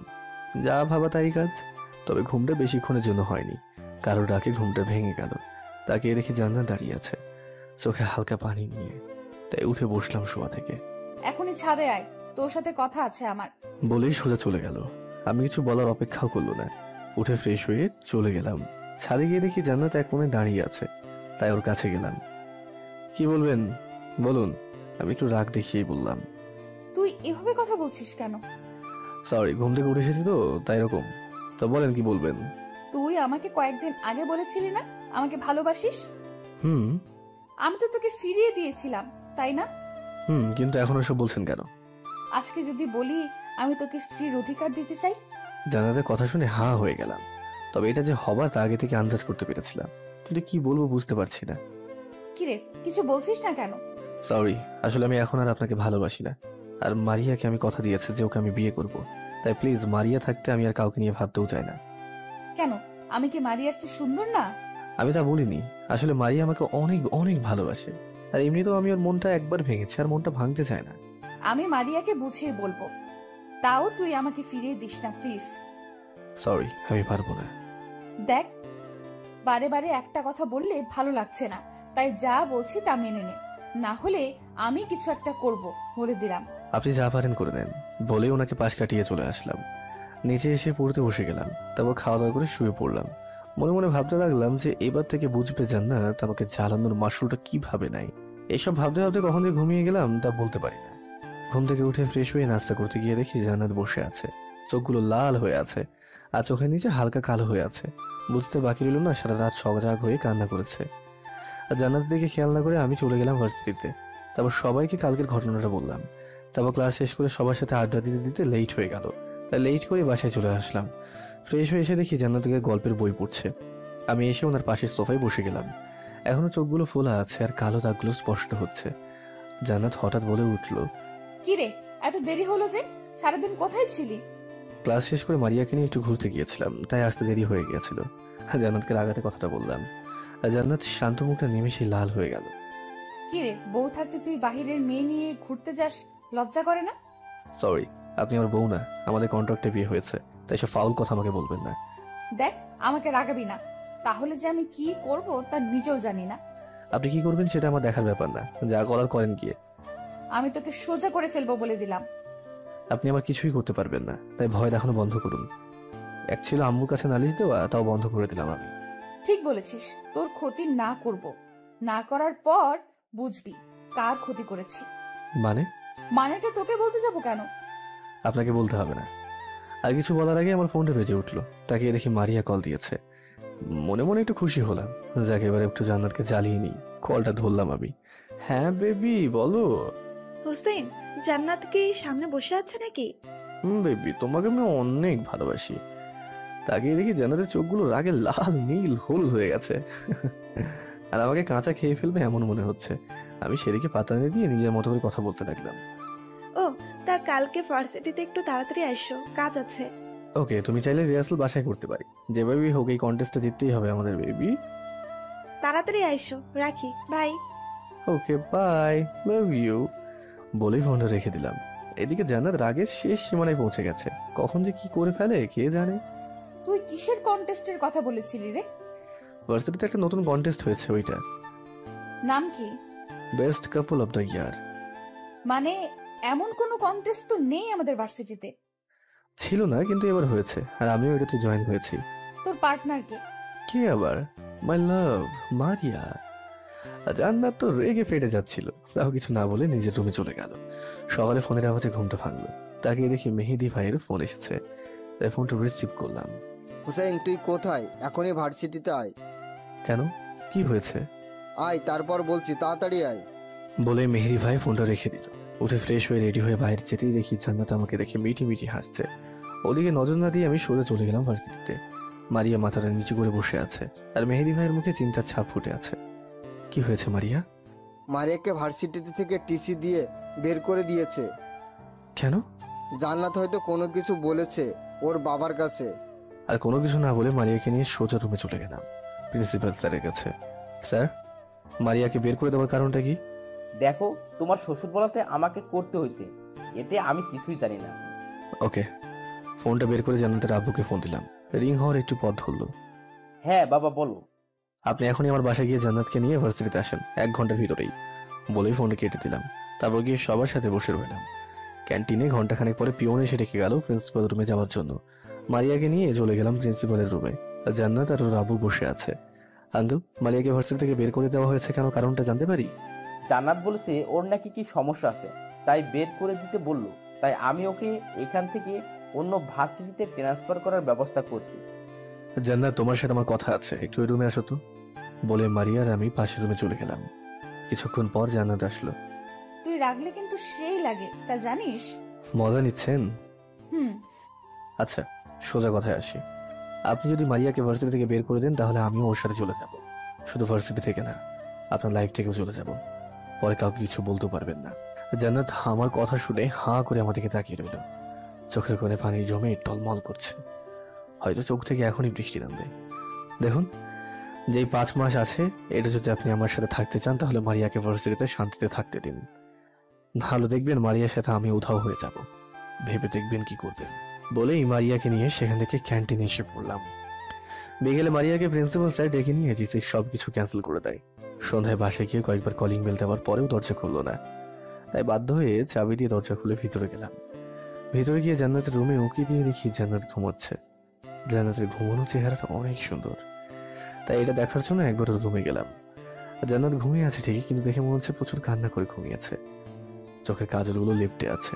মুখে জান্নাতের এই চেহারাটা দেখে অনেক মায়া হতে লাগলো ওর প্রতি। এইভাবে কিছুক্ষণ ওর প্রতি তাকিয়ে থেকে রুমে গিয়ে ফ্রেশ হয়ে নিলাম। তারপর ছাদে গিয়ে ঘোরাফেরা করে রুমে আসলাম। এসে দেখি জান্নাত কারোর সাথে কথা বলছে। আমাকে দেখে আমাদেরকে ফোনটা বাড়িয়ে দিল। তাকিয়ে দেখি আম্মু কল দিয়েছে। হ্যাঁ আম্মু, বলেন। তোরা বাড়িতে আসবি কবে? কেন, কোনো কাজ আছে নাকি? তোর ভাবি তো মা হতে চলেছে, তাই একবার জান্নাতকে নিয়ে এসে দেখে যা তোর ভাবিকে। আম্মু, আমার তো ক্লাস এক্সাম চলছে, আমি জান্নাতকে পাঠিয়ে দিচ্ছি। ও গিয়ে না হয় কিছুদিন ভাবি খেয়াল রাখুক। বৌমা একা আসবে মানে? তুই পরীক্ষা শেষ হলে বৌমাকে সঙ্গে নিয়ে একেবারে আসবি। আমার পরীক্ষা শেষ হতে আরো 15 দিন লাগবে। তখনই না হয় বৌমাকে নিয়ে একেবারে আসবি। ভালো থাকিস। ওকে, বলেই ফোনটা কেটে দিলাম।